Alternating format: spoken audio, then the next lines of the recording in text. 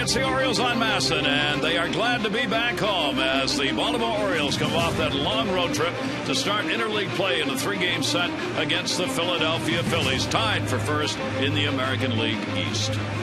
Hi, everybody. I'm Gary Thorne, and welcome for the Orioles tonight. They hope they can get the offense going here at home against the Phillies. Phillies, another team struggling. 6-game losing streak coming in. They've got a lot of injuries, not playing particularly well right now. The Orioles haven't played that badly. It's just that the offense isn't there. 6 times on the road trip, 9 games, they had 2 or fewer runs. They've got to get more than that. Jake Arrieta will need more offensive support in the ball game tonight. The Philadelphia Phillies, the team they take on, interleague play. You obviously don't get to see these teams very often. Let's take a look at the numbers for the Orioles and the Phillies. Over the years, Orioles have led the all-time series. They've won 5 of the last 6. First meeting since 2009, and the first meeting here at Camden Yards since June of 2006. This season, interleague play, each team's played only 3. The Orioles against the Nationals came away with a 2-1 record. The Phillies against the Red Sox lost 2 out of 3. Last time they played, the Orioles had the sweep of the Phillies. Jim Palmer, interleague play. It's always fun because you get to see the names and players you don't see very often. Oh, you're right. I mean, and again, this Philly ball club last year, in fact, the last 2 years, they won more games than any team in the National League, 102-97, but this is a different ball club. As you mentioned, I said, you're 1-6. He said, no, we're 0-6. We've lost 6 in a row. So, again, Utley, Howard, they're at expended spring. Utley's hit a home run every day, except he's probably about, 1,100 miles away from her in Clearwater. So this is a team that usually does it with pitching. The Orioles, they have been scoring runs. Phillies have been scoring runs. Blanton's been struggling. Arrieta's been struggling. It's great to see the Phillies. You probably want to see them the way they're playing now. But again, they're a very proud ball club. They're used to winning. And the Orioles are trying to win because, again, they're tied for first place in the American League East. Well, we talked about that road trip. Let's take a look at the numbers the Orioles had on the road trip. Offensively, it was not very good, even though they played some really good games. Coming off of the 3-6 record, you see only 25 total runs scored in 9 games. Only 6 home runs, the batting average down, slugging percentage down. The average with runners in scoring position actually not bad for them on the year. Yeah, and again, if you go back and you look at that 3-6 record, the starting ERA not where you wanted, and 2 of the 3 wins, 2-1 wins. So again, and then 8 of the runners in scoring position numbers in 1 game, and that was the first game up in Boston when they scored 8 runs. So we'll see what they have stored for us tonight. All right, interleague play. It's a gorgeous night weather-wise here at the ballpark. There'll be a lot of Philly fans on hand along with the Orioles entourage. First pitch coming up when we come back.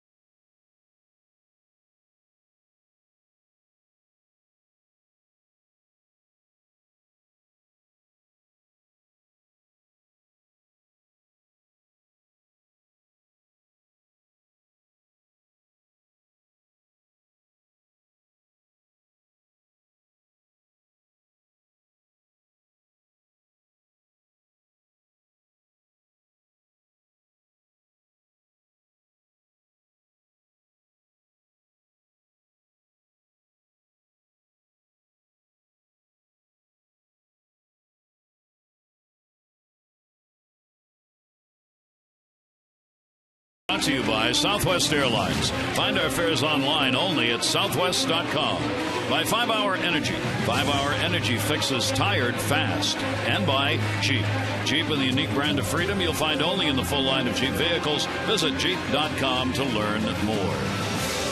Just a beautiful day and a gorgeous evening weather-wise here in Baltimore and at Camden Yards. Take a look at our train game time temperature. It is 88 comfortable degrees with very little breeze blowing at all. Visit train.com for an independent train comfort specialist dealer near you.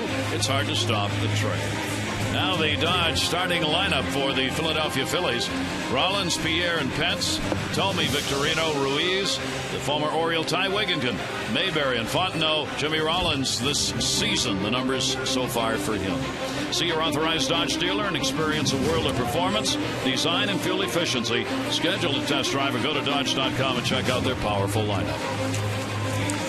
Take a look at our scouting report. Jake Arrieta, well, get back in the win column. The last win was a magnificent performance in Yankee Stadium. 8 shutout innings, pitched well against the Nationals in interleague play. No decision. Well, the other East, 1-4 against the American League East. Now you get the National League East. As Gary Thorne told you in the opening, the Phillies struggling. 2 of their better hitters out, Howard and Utley. So again, they've lost 6 in a row. And a little help, run support. Got a lot of it last year. Almost 7 runs a game, 6.85 this year, a little over 3 runs a game. So here's the deal tonight. Pitch well. Hope that your team can score you some runs and hang around long enough so you can be out there when the offense comes. There are the numbers, Arrieta, lefties, righties. Not a lot of difference. Both of these pitchers tonight have been hit hard. Jake Arrieta has given up the 4th most runs in the American League. And Joe Blanton on the other side has given up the 4th most runs in the National League. Here's Jimmy Rollins, and the pitch will be taken for a strike, and we are underway. Rollins comes into the game, one of the few with a hit streak for the Phillies. He's hit successfully in the last 4 ball games. That's to center. Jones there, and he's got it. 2 pitches and an out. Hey, look at the O's defense here at Camden Yards after being away for 9 games.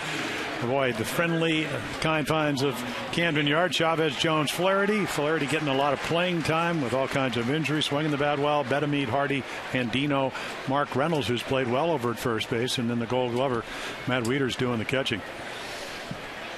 Good speed at the top of the order if they can get on for these Philadelphia Phillies, who have stolen 41 bases and been caught only 8 times, and none better than Juan Pierre.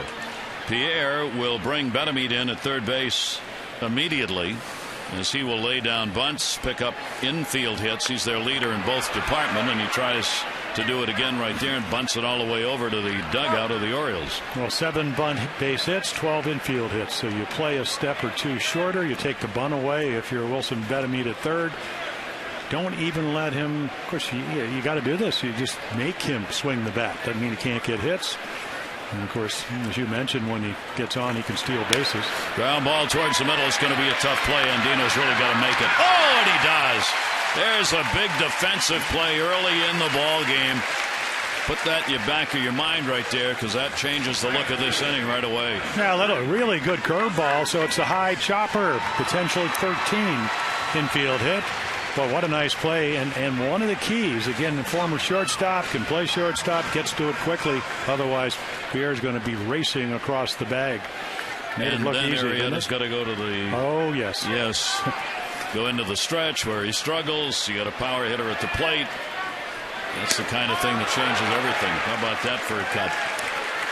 Hunter Pence, 3rd in the order, 3rd in home run, 3rd in runs, 5th in home runs in the National League, getting a 266 on the season. Arrieta's breaking ball doesn't, stays inside to him. Take a look at the longest active hitting streaks in interleague games. Only Ryan Braun has more than Hunter Pence, who's at 11 coming into this one. Pence goes towards second, and that's going to be a base hit, and he'll keep that streak alive. One of the most aggressive hitters in baseball singles. Yeah, so ideally you'd like to get ahead and then hope that he would chase But again, over the last, and you start talking 23, 24 games, everybody knows how good a player he is. He's hit over 300. He's hit some home runs, 6 of them. And again, you have a lot of speed. You have speed with Victorino down in your lineup with 13 steals, and then you got Rollins, Pierre, and even Hunter Pence. I'm not sure you're going to be running him here, but he's got 4 out of 5, so he can run a little bit. Big shift put on. Jim Thome back to the position he likes so much and has done so well in as a designated hitter. And Thome will take the pitch inside for a ball. The veteran Thome is a DH. Look at that home run ratio. That's an astounding number. You look at him as a pinch hitter, 208 average, a home run every 55 plate appearances. Everything about being a DH fits Jim Thome, and he's dangerous. And he fouls that one back, and a 1-ball, 1-strike count. Yeah, he's had the back problems. I mean, this isn't the first year, but again, saw him and was talking to him. He had the the hot packs on the back. But again, I mean, he's a terrific guy and has been a great player. Talk about a Hall of Fame career. 8th all-time in home runs coming into this ball game. Pence at first. Arrieta's delivery. Thome here in Baltimore, of course, has played a lot of games with all the time he spent in the American League. He's got a .233 average here, but he's hit 17 home runs and has 41 RBIs in 64 ball games played here at Camden Yards. Arrieta's got 2 down, 2-ball, 1-strike count with Pence at first base. And Thome, the slow roller. It's Arrieta or nothing. It's a base hit. With the shift on, Andino was 4 miles back in right field. And of all people, Jim Thome gets an infield hit. Well, sometimes you get lucky. He's just happy to be playing. Only 20 at-bats. You almost have to lay out if you kind of know where your defense is. If you're Arrieta, I mean, how many times do you actually dive for a ball? But that's the only way you're going to get to it. The only way you're going to keep him from getting a hit. Think that's his first infield hit in his career? Just kidding. But well, he might have topped one and hit it down. Well, I remember, Brooks Robins used to say, Jimmy, I don't get a lot of leg hits. Thome would be right on that same page. He had to smile when he came back to the bag. Here's Shane Victorino. Now Arrieta's got a bit of a jam here with 2 away. Victorino, the cleanup batter, 3-game hit streak for him, batting 5th in today's lineup. Victorino will take the breaking ball. He's done real well with runners in scoring position, hitting at .291 with a home run and 19 RBIs for the Phillies. So the Phillies get a chance early in this ball game. They too have struggled trying to score runs. Arrieta with a 1-0 delivery, and that's going to miss outside, and the count goes to 2-0. Well, great stuff, and lately bad command, and that's not a good combination. He's 26 years old, so the Bone Spurs had a cut last season in early August. 10 wins, and he got him early. 2-0 delivery. That's up the middle. That's going to be a base hit. Here comes Pence. Jones has no play. An RBI base hit for Victorino, and the Phillies get on the board. See, a lot of that happens. It's not a horrible pitch. It's down in the zone, but it's a hitter's count. You end up going 2-0. He's looking for a fastball. He gets a fastball. I mean, that's right in the outside corner. Couldn't get the glove down. So we've had 2 balls. You had the infield hit. You had the Pence base hit just out of the reach of Andino, and now Victorino with a. And then it gets arguably their best hitter to the plate with Carlos Ruiz. I mean, on the road, runners in scoring position, wearing out lefties, can turn on the fastball. You better get something else over. Victorino with 29 RBIs on the year, 2 on for Ruiz. And Ruiz will take the pitch for a strike. And a really important out needed right here for Arrieta. Yeah, for Jake, he needs an out. And the Phillies, of course, when you lose 6 in a row, they had a 3-0 lead yesterday. They've lost 4 in a row to the Dodgers. They need to get as many runs as they can. Foul away for Ruiz. He's hitting .403 over the last 23 ball games. He's had a bit of a hamstring problem that cost him a game or 2 towards the end of May. But boy, back in the lineup, he's just tearing it up. Interleague play, a 193 lifetime hitter in interleague games, 59 interleague games for Ruiz. Here's the 0-2 delivery to him, and that's going to be away. And Arrieta with a 1-ball, 2-strike count. Yeah, he hasn't been able to locate that outside corner. I don't mean tonight. I'm just talking over the last 6-7 starts. There's his pitching coach, trying to get a little bit straighter line to the plate, trying to get him to relax. Runners off first and second base. Here's the 1-2 delivery. Ruiz down to third. That will be foul. Keep in mind your lead runner here is Jim Thome, who's not fast. A ball into the outfield on a base hit. It'd be tough for him to score. No, good arm in center, pretty good arm in right, short porch, and then Chavez, he gets the balls very quickly. Arrieta facing the Phillies for the first time. His record here at home is 1-4 with a 6.43 ERA at home, very high. Arrieta takes a look back in the 1-2 delivery. Ruiz in the off-speed pitch somehow was able to tip that foul. He was fooled by it, but he got a piece of it. Yeah, that was a great curveball. Take a look at that ERA at home. That is the 4th highest ERA at home in the majors for Jake Arrieta.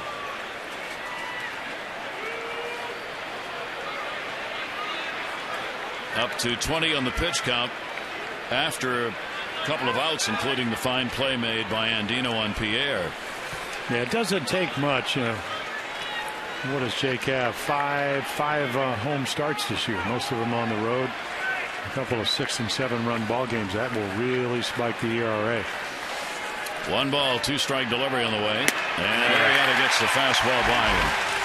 So it could have been worse for the Orioles as the Phillies get a run on 3 hits and leave 2 on.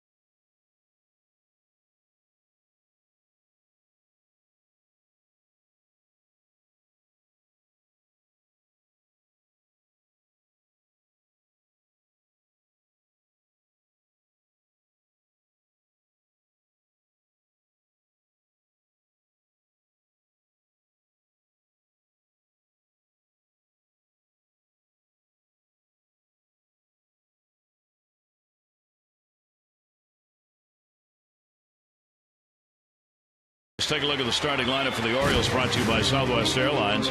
It'll be Chavez, Hardy, and Jones, Wieters, Davis, and Betemit, Reynolds, Flaherty, and Andino, one of the hottest hitters in the lineup this month. Chris Davis, there are the numbers on the season.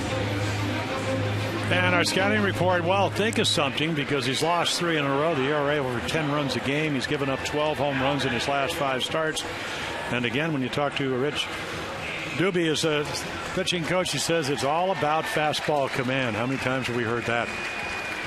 We first saw him when he came up with the Oakland A's. So used to be one of the big 5 here. Last year had an elbow problem, hardly pitched at all. Blanton will miss with the start. You see the number of hits, 82 and 68. That's a lot. He doesn't walk anybody, but he gets touched up. Lefties especially at 301. And Endy Chavez, a 3-game hit streak for the Orioles in that leadoff spot, as the Orioles will have to work from behind. Saw a note today I could not believe in the Phillies. They have had 0 comeback wins. Not one game this year have they come back in to win a ball game. Strike as Chavez went after it. Phillies are 28 and 31. Charlie Manuel's team, it's his 8th season with them. 6 games out in last place in a very tough National League East. Here's the 1-2 delivery on the way to Andy Chavez. That's down low, 2-2. Yeah, you got Utley, who last year, I think, right knee, patella, condylomalacia problems. Now it's the left knee, even, and came back and really played well. And then you had Ryan Howard with the Achilles problem, so he's just barely starting to run.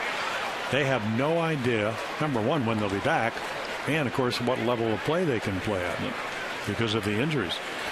They were built around those players, obviously, and much like the Orioles, who have had to go without Reimold in left field as their leadoff batter. Nick Markakis still out.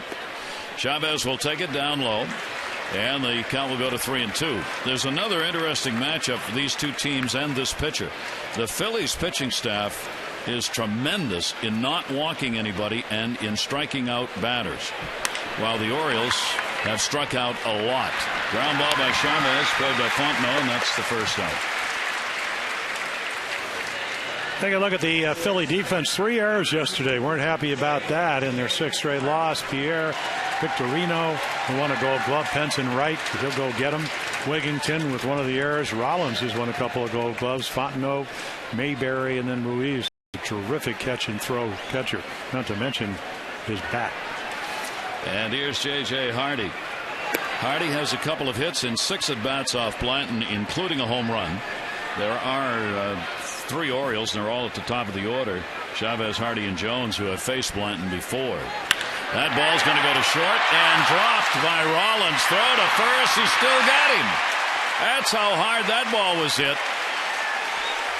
2 down. Yeah, I'm not sure that maybe J.J. just shut it down a little bit, I think. I mean, he hits a screamer coming out of the box. I think right, but you can't really see that angle. I mean, again, that ball hooking, hit hard. So, again, Jimmy Rollins, Gold Glover, pounces on it.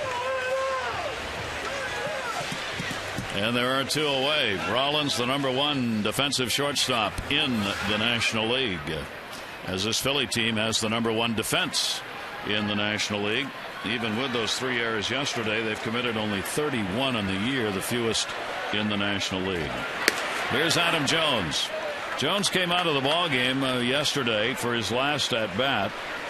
Buck Showalter said after the game, part of it was I wanted to give Nick Johnson the at bat because he hasn't had many, but the other is that wrist is still bothering Jones. That's going to go to right field. Pence is under it. The only Sun left on the field right there. He puts it away, and Blanton retires the side in order. The Phillies have the early lead.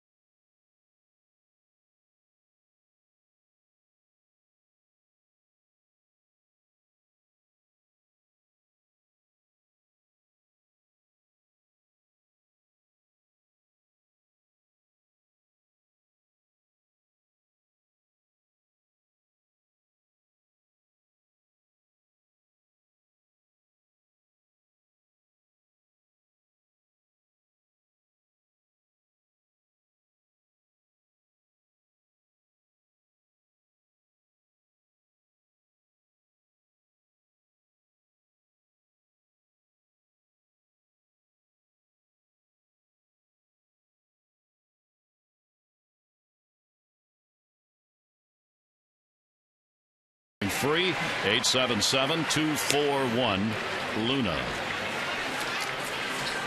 Great matchups going around Major League Baseball tonight because the National League East and the American League East, this happens to be the year when that's how the interleague schedules are cut, and they also happen to be the 2 best divisions in Major League Baseball. So you got the Mets and the Yankees, the Rays and the Marlins, the Nationals and the Red Sox, and the Blue Jays and Braves going at it. They're playing in Atlanta in that game, and John Smoltz's number is going to be retired tonight. Atom ball. Endy Chavez not going to get it. Off the base of the wall, making the turn, heading to second, and in with an overthrow on the double. That didn't take long. Former Oriole Ty Wigginton with a two-bagger. Last 13 games, he's hitting about now over about 360. I mean, he's got 4 home runs. I watched turn on a game the other night against the Mets. He had 4 hits. But again, we saw Wiggy here. He loves the hanging slider with the best of them. And that's what he got. So Ty Wigginton with 7 doubles on the season is on at second base. That is hit number 4 already off Arrieta. And it will bring up John Mayberry Jr., the first baseman. Veteran hitting at 225. And Mayberry will take the pitch on the inside corner for a strike. Yeah, the son of a really good first baseman, John Mayberry, played against for years. Big, tall kid that's got a big, long swing. When he gets a hold of it, it will travel. Runner off second. Arrieta's delivery to him. Mayberry to short. Hardy's got a chance at third. Good play. Wigginton got caught in the middle on the base running mistake. He's way out of the baseline here. There's the tag. Well, but they never made the call. And it'll hold the runner at first base. Lance Barksdale never put the fist up. Should have called him out right away if he's out of the baseline. So there's a big out to get that. Well, that's horrendous base running. You know, you get the double balls, and I mean, here's one of the cardinal rules. Run him back. Little throw right there. I mean, he's what? Well, now he makes the call. Come on, pay attention. You are on the umps here. Well, you know what? Hey, was he out of the baseline? Yes. Should he have called him out? Was. Yes. He okay, so there you go. Yeah. Obviously, he didn't think he was, though. That would have been an interesting argument if Wigginton had got in someplace safe, I'll tell you. That's one wide baseline. Another reason for review. Here's Mike Fontenot. Fontenot with a 1-0 count. He's their number 9 hitter. Fontenot getting the start at second base. And again, would not be playing but for the injuries with Utley out of there. Throw over and pretty close. Mayberry had to go diving back into the bag. He was not expecting the throw over there. Well, he's wearing out. Of course, Mike Fontenot came up through the Oregon organization, and he's 12 for his last 24, unless you're left-handed, and he's 0 for 5. He's been red hot. And that'll be taken down low by Fontenot. Top of the order, Rollins waiting on deck again. Here at Camden Yards, Fontenot has had 3 previous games and has gone 3 for 10 in this ballpark. This will be his 7th start for the Phillies, 6th at second base. 2-0 delivery to him. Fontenot pops it up in the air. It's going to be Hardy or Endy Chavez. Look out. It's both of them, and neither of them get it. And you could see that one coming.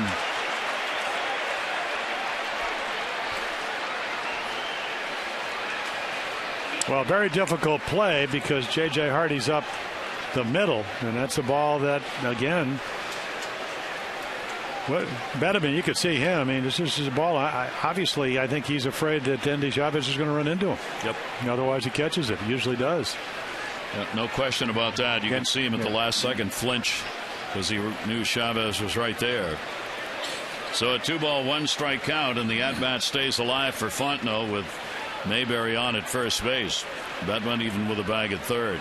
Quick throw over, and Mayberry has certainly drawn his attention. It is so simple to sit up here and say, well, this is the way it's supposed to be. The shortstop or the infielder goes for it until the outfielder calls it. But there are balls where the outfielder doesn't know he's going to get to it. No excuses. That's a ball that's got to be caught. Well, yeah. There goes Mayberry, and here's the throw by Wieters, and he's in. Maybe now that's why he threw over there. I think it was his 6'6" frame that got him a stolen base. Well, again, very athletic, and he gets a good jump. Ball's going to skip a little bit. There's a one hop, and again, this is on Arrieta. The throw is right there, bang, bang, and long arms. That's the difference. Nice tag by J.J. Hardy, just drops it. Runner in scoring position. 2 ball, 2 strike count now in Fontenot. And the off-speed pitch away against Arrieta on the season. Base stealers are now 7 out of 10. While Wieters continues to lead the league in throwing base stealers out at 41%. And then when you come up with a 5.53 ERA, how are you getting runners out in these situations? 295 runners in scoring position. 30 points higher than the league average. Fontenot will get fisted on that one and fouls it back and holds the count at 3-2. But if Jake Arrieta, and you're right about this, if he was going well, the ball would have been caught. With all the other problems, he's not had a lot of runs scored for him, and I really downplay that most of the time because, hey, if they're not getting runs for you, that means you got to not give up runs. Well, it doesn't mean you're always going to win, but you can't pitch well. Yep. 3 ball, 2 strike count on Fontenot. He's had a long at bat here. 31st pitch is an off-speed delivery fouled off. Are we seeing more of the change here? Well, that's a curveball there, and it's a good one. To me, his best, well, again, he struggled in his last start against Tampa Bay, retired the first 9. And then just kind of lost it in the 4th and 5th, walked the bases loaded in the 5th inning, and where he kind of got out of sync. But best off-speed pitch Sunday in Tampa was the changeup. Fontenot battling here.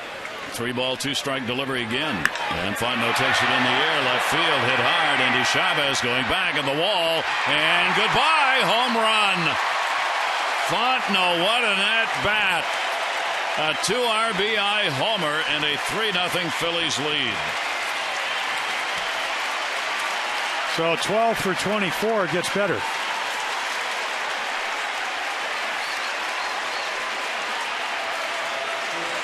His first home run of the year. Yeah, again, fastball in the middle of the plate. I mean, watch Wieters' head right here. Maybe closes his eyes a little bit and the ball sails out of here. This is a great place to hit. Maybe not as good as Citizens Bank Park, but the wall's higher there. That would have been a double in Philadelphia. And Jimmy Rollins and our Exmo tonight brought to you by Jose Cuervo. So the Phillies off to a running start here as they've got the 3-0 lead on 5 hits, and Arrieta's struggling again. And the pitch is going to be down low to Rollins, who flied out to center field his first time up. 4 2/3 innings in his last start for Arrieta. 4 1/3 the game before that. 5 2/3 in the game before that. And a chopper that went right off the plate. Arrieta will make the easy flip to first for Reynolds and get the out. Our Maryland Lottery Strike It Rich contestant of the game, Francis Vanderhout from Cumberland. Francis, you've already won $500 for every strikeout the Orioles get during the game. You get 100 more from the Maryland Lottery. See how you can turn non-winning Strike It Rich scratch house into cash and enter to win great Oriole prizes at mdlottery.com/strikeItRich. Good luck. Pierre grounded out his first time up, and a real fine play made by Andino. Down to third and foul. Arrieta here at home has not had much luck this year. 1-4, that big ERA we showed you. His 27th start at home in this game lifetime. He's 8-10 here at Camden Yards. And another base hit. Pierre gets by Adam Jones. Pierre may think 3. He's going to make the turn. Is the relay throw? There is none. And the Orioles, not a good start for the O's in any way in this game. Well, the only pitch that's slowing down the bat is the curveball, and he hadn't thrown that many. Fastball right down the middle. So again, it's really not about the stuff. And Juan knows, as a veteran player, that you better make it to third. So he takes a look. He knows he can score from second with 2 outs. So nice little triple. He's wondering, where were they playing me? His second triple of the season. Rick Adair comes out to talk to Arrieta with only 1 away here in the second inning, with Pence, the number 3 hitter, coming up with a runner at third, and a couple out here in the second, and a 37 on the pitch count so far.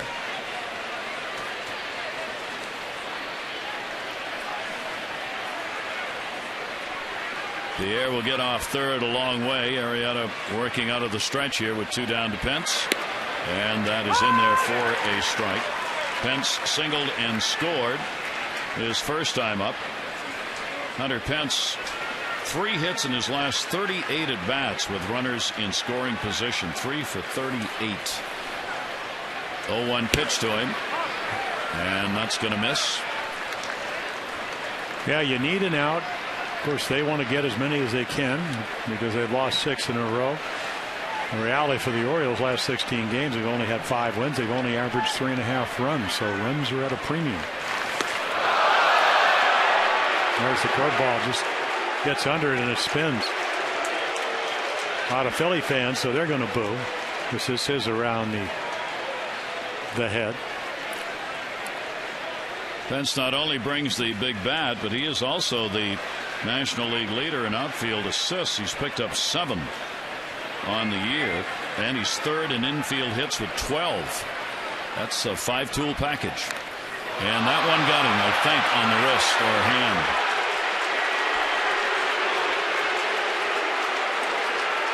Second hit batter of the year by Arrieta.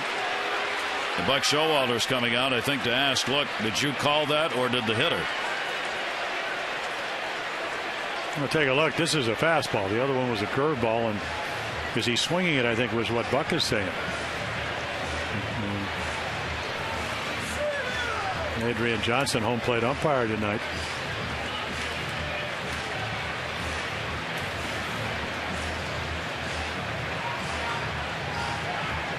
And I'm Buck sitting over on that first base side. He's watching the bat, and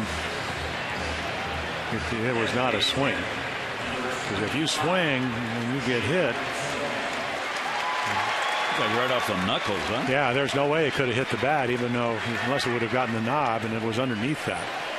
So now runners at first and third, and here is Thome coming up, and you know that's got to hurt. So 604 lifetime home runs, and boy, and again this year the back problem's only 21 at bats. Thome takes the pitch inside, as we showed you in his first at bat. He doesn't get to DH except in the interleague, so he's straight, almost only a pinch hitter. He did put the glove on for a game earlier this year. Was on the DL until June the 6th with back problems. Here's the 1-0 delivery to him, and Arrieta will miss outside, falls behind 2-0. He started at first base on May 8th, and it was the first time he'd been out in the field since 2007 for Jim Thome. 2-0 count, first and third. Phillies lead at 3-0. And the pitch is going to be away. No, called strike. Sorry, 2-1. Yeah, a little backdoor breaking ball. Whether it was a strike or not, the only thing that matters, Adrian Johnson called it a strike. What is it, 4 inches off the plate?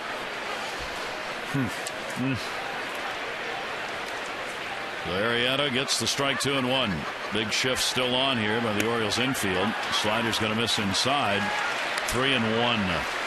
See the home run active leaders. A-Rod on top, and then Thome not very far behind him. Chipper Jones, Albert Pujols, and Jason Giambi. 8th on the all-time list, 604. Also 8th all-time in walks. And he puts that one in the air to right field. Going back, Flaherty can't get it. It's a ground rule double. Pierre will score. Pence will have to stop at third base. Thome's 2 for 2. He gets the RBI, and it's 4-0.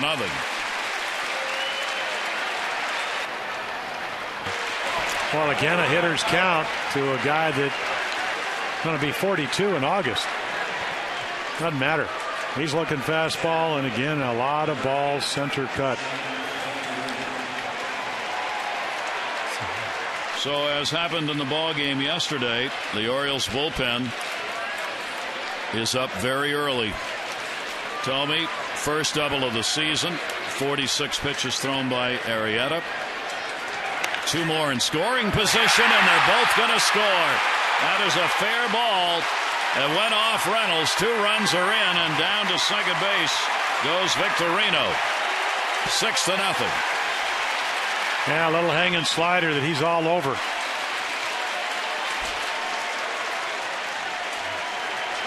I mean, look where the target is, and it stays right in the middle of the plate. And when you can do it, look at that hop. Now, they could have caught the pop-up. They had a Gold Glover at first. Maybe he catches it, but that's not the case. And the Phillies are pretty happy about that. They're going to give him a double and 2 RBIs, and that's fair. That ball was stung. So it's a 3 RBI ball game already for Victorino with 2 at-bats. He's got 31 on the year, and here's Ruiz, the 9th Philly to hit here in the 2nd inning. And Ruiz will foul it back. Ruiz, a strikeout victim, his first time up. And hitting, or at least coming into the game, hitting .416 on the road. The Phillies offensively in the National League are 3rd in average, but 9th in runs, 7th in home runs, and next to last in walks. Here's the 0-1 pitch. That's going to be a base hit. Victorino running on contact will score. RBI single for Ruiz, 7-0.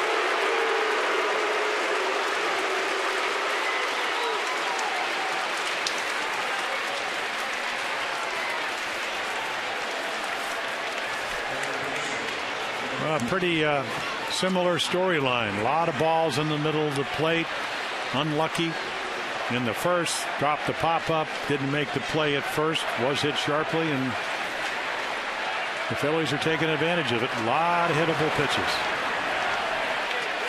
Boy, what a disappointment for Arrieta already, and for the Orioles, because now back-to-back, you've had Brian Mattis work 2 innings, give up 5 runs, 4 earned on 4 hits, walking 5. And in this game in 2 innings, Arrieta's given up 7 runs on 9 hits. And a big cut taken, as this is the 2nd time around now. Ty Wigginton started it out with a double. He went after the first pitch that he saw in the at-bat, and that kicked the inning off. 7-0 lead, 6 runs here in the inning. Wigginton will take it inside. Now, we saw Clay Buchholz, who had pitched 2 good games in a row. He pitched about as well as he's ever pitched last night after the early 6-0 lead. The tragedy here is that Blanton's really struggling, and it's going to make him a lot easier for him to get the 5 innings in. Well, again, you take him off the hook, and the last thing you want to do is give him a big cushion, and that's exactly what he has. Still has to pitch well. 10th batter up in the inning. 2-ball, 2-strike count on Ty Wigginton. He's got a 4-game hit streak now with that base hit he got, and that will be taken outside. The former Oriole here in this ballpark, of course, with a lot of at-bats playing for the Orioles. .264 average here at Camden Yards and 23 career home runs. Runner at first base. 2 down. 3-ball, 2-strike count. Arrieta to Wigginton, and that's there. So the strikeout recorded, but along the way, a big 6-run 2nd inning. 7-0 Phillies.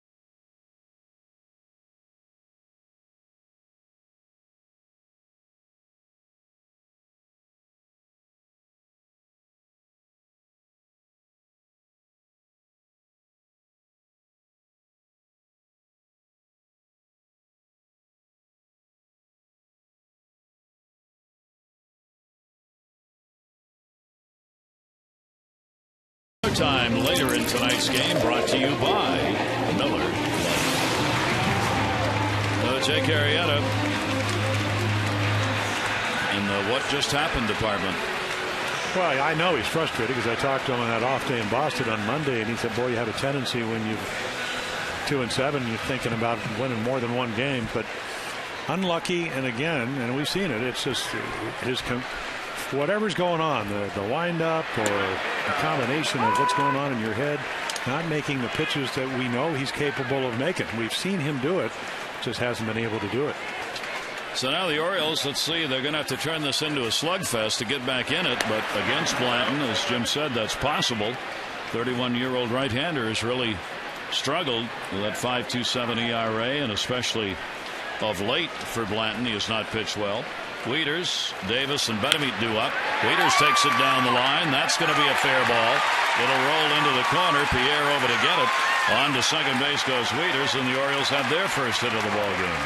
I mean, the guy throws 90 miles per hour. He's thrown 12 home runs in his last 5 starts. You want to stay close. And if you can't, it's just this high slider. And what we've seen with Matt Wieters, he's starting to use the whole ballpark. Slices it right on the chalk. Now, of course, if a home plate umpire was the third base umpire, he probably would have called it foul. Because Adrian Johnson was the umpire that on the Beltran ball in the Santana no-hitter. Just happens behind the plate tonight. And Davis takes the pitch inside for a ball, the designated hitter for the Orioles. Chris Davis with a runner in scoring position. The Orioles need to take advantage of all of these now. Down by a score of 7-0. Blanton's pitch is going to catch the inside corner. Davis has been a hot hitter for the Orioles. 6 home runs at home. Tied for the team lead in that department. Perhaps more importantly, he's been hitting for average of late. Yeah, great park to hit in. We already saw that. Mike Fontenot's home run. He hit it 366 feet. Fans reach over, 7-foot wall on left field. Great place. You walk in here, if you couldn't be comfortable hitting here, I don't know where you're going to be. Because you can hit it straight away and still get a lot of hits. That's going to be a base hit left center field. Wieters is going to score easily. Davis will make the turn and stay at first with a single, and the Orioles get one back, and it's 7-1. May 2nd, they lost 15-13 to Atlanta. Maybe one of those games. Well, with these two starters, the offenses both can have a field day. Philadelphia's already had a whole day of offense. And Davis continues hot as he picks up the RBI. Chris Davis now with 24 runs batted in for the Orioles. That's a tremendous at bat, because what Joe Blanton would like to do is throw strikes, which he usually does, and get you out off the plate with change-ups. That was a change-up. It wasn't a bad one. But Chris Davis went the other way and gets a hit. And the pitch will be taken up high by Betemeet, the Orioles' third baseman, coming in with that .224 batting average. Betemeet here in the month of June, 3 hits, 13 at bats. Davis over at first, being held by John Mayberry. And a check swing. Did he go? No. Orioles historically with the 24-21 mark against Philadelphia. 09 was the last time they played. And the Phillies were swept in that series by the O's. Yeah, the Orioles have won 6 out of the last 8. Foul back and no play. But obviously just different cast of characters here in 2012. We talked about Blanton and all he's given up, Jim. I mean, he's second most homers, second most hits in the National League, and the 6th highest batting average of any pitcher in the National League against him at .293. And in the category of can you top that, of the 12 home runs, 2 to pitchers. Now, one was to Carlos Zambrano, who has had, I think, 29 lifetime home runs. Yes. So that's a little more legitimate. Yes. And just got enough, fouled it off his foot or leg, and a 2-ball, 2-strike count on Betemeet. But the other guy never hurt him. So he's happy there as a DH tonight, at least to the initially. He goes, well, you know, I can't give up a home run to a pitcher tonight because he's not going to bat. So good news, bad news. You're really in trouble if you're a pitcher, and the thing you find as good news is you're not going to have to face an opposing pitcher. You're right, because he's taking me deep. Well, that's not good. Betemeet with a 2-ball, 2-strike count. Davis off first base, and Betemeet takes it. Blanton gets the strikeout. He is 55th in 69 innings. One down. One thing, he's not afraid to throw it over. And right there, I mean, that's just a fastball outside middle, and has pretty good movement because it starts in the middle and runs to the corner.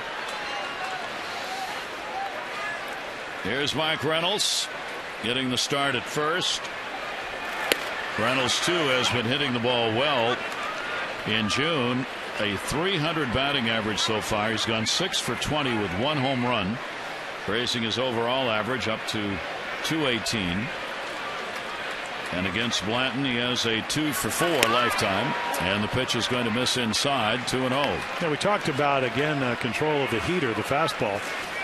Rich Doobie, the pitching instructor, says Joe has a tendency to lose his arm angle. In other words, he gets up so high, he loses movement, he loses direction, can't pitch away to righties. 3-0. And then he starts falling left. So that's pretty much what he's done to Mark Reynolds, and the count goes to 3-0. Last 4 starts for Blanton. He has given up 24 runs in 19 2/3 innings. And that's inside 4 in a row missed. And as we said, that is one thing he doesn't do very often. He walks only 1.4 per 9 innings, and that is the 3rd best in the National League. With a 7-1 lead. But again, I think it's what Rich Doobie, their pitching coach, was talking about. Arm slot is so important because it allows you to be able to control your pitches. So when it wavers, you're up too high or a little bit too low, or you can't find it, it flattens your breaking ball out. Flaherty with a big swing and a strike. That's something a lot of batters do against Blanton, and that's go after the first pitch, and with good cause. Hitters have a .426 batting average against Blanton on first pitches thrown. Flaherty, the 0-1. That is also there, and the count goes to 0-2. Okay, so whatever that release point, great changeup, great knee-high fastball with the best velocity of the night. Ryan Flaherty getting playing time in right field with Nick Markakis out. Had a good road trip, went 4 for 11. And Flaherty rips it foul outside of first. Well, Rule 5 guy, you have to stay on the roster all year, or he gets to go back to the Cubs, or at least you're offered back to the Cubs, and they can decide where they want him for $25,000. So for Ryan, it's, the at-bats seem to be getting better. He's had some, and he can play all over. He can do a lot of things. Nick Markakis back with the ball club. And you may have noticed there is no cast on. There's a little bandage covering the stitches, which are coming out Monday. And so then, he'll be playing Thursday or Friday. That's right. I would not be surprised. No, I wouldn't either. I agree with you, Jim. He said he was not going to take very long. They worried more about him coming back too soon rather than too late. Delivered to Flaherty again, and a swing and a miss. And Blanton will get the strikeout, his second of the ball game. Nice little breaking ball again, able to get ahead, and then, boy, that's a nice curveball. Goes straight down. So that's the numbers we were talking about, and the one that really you wonder about right there. A couple of pitchers' home runs. It's almost like he was pitching really well until he got to Boston. They hit 4 home runs, and since then, as you mentioned, 6-7, 6-5-5. Those are his last starts. So the Orioles hope it stays that way. 7-1 ball game. Phillies on top. Now they need to get to Blanton. They've got one in, but there are runners on at first and second. 2 down now for Robert Andino. Andino facing Blanton for the first time. 1-0 delivery to him. Started to go, held up. It's a strike. Yeah, nice little changeup. If Robert hits a ball into left center, he'll have a triple. Yes, he probably will. Because they are playing him to hit the ball to right field. You can see Victorino, the center fielder, about 3 steps over. And Dino's done a good job with runners in scoring position for the Orioles, hitting at .308. He's having a tough June. Only 4 hits and 23 at bats so far this month, as we are on the 8th of June. Wieters has scored, driven in by Davis. Davis is at second. Reynolds is at first. 2 down. 2-2. Yeah, Robert thought that ball was off the plate in. And it was.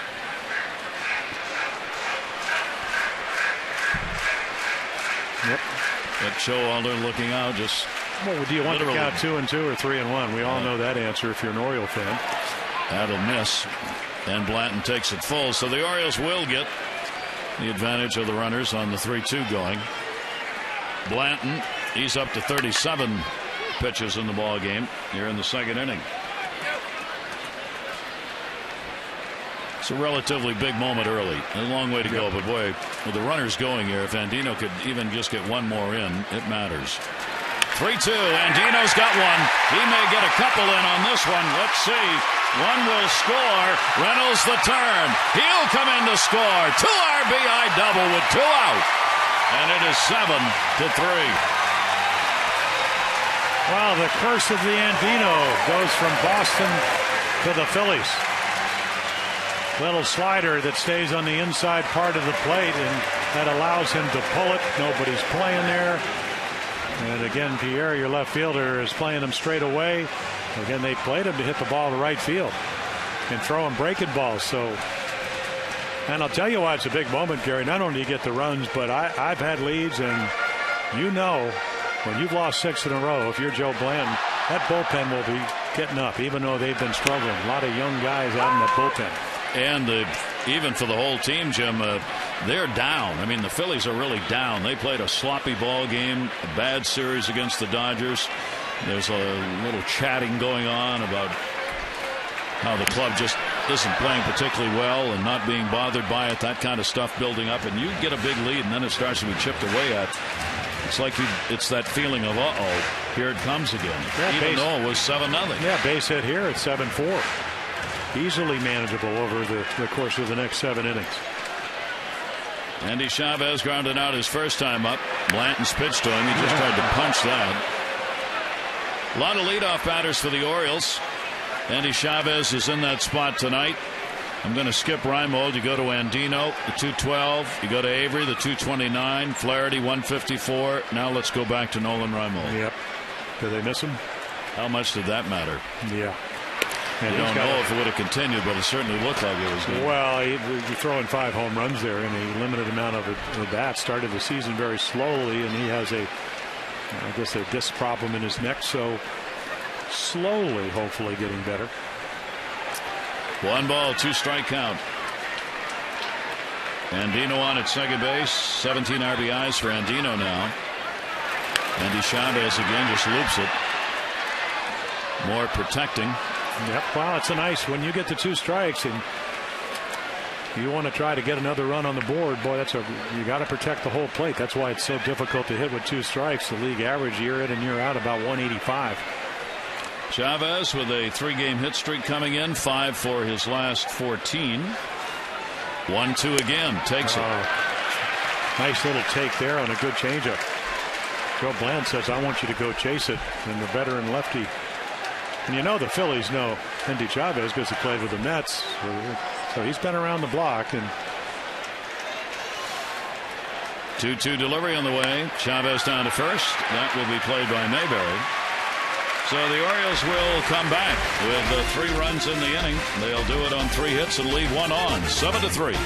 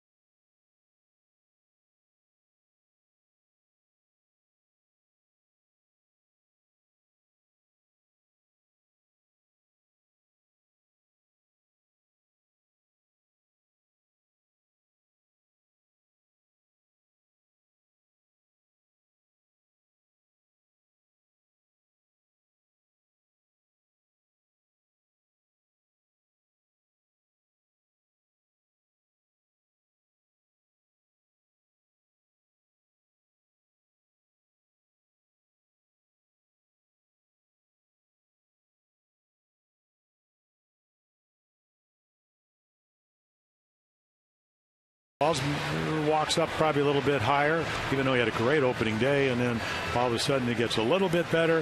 Had the 8 shutout innings in New York. The last start tells you, okay, a lot of fastballs, and this is in 4+ innings. But again, the percentage down. Curveball, again, 1 out of every 3. Slider, 4 out of every 10. Didn't throw that many. Change up the highest percentage. And that doesn't even tell you where were the pitches. Were they quality pitches out of the middle of the plate? And that's been the problem tonight. Mayberry up, and we'll take it for a strike, and Arrieta's on a shoestring about staying in the ball game. Dana Evelyn has been up twice. He is still throwing in the pen. The Orioles have battled back to make it 7-3, and Arrieta's got to get some outs or he's going to be out of the ball game. And the breaking ball, strike 2.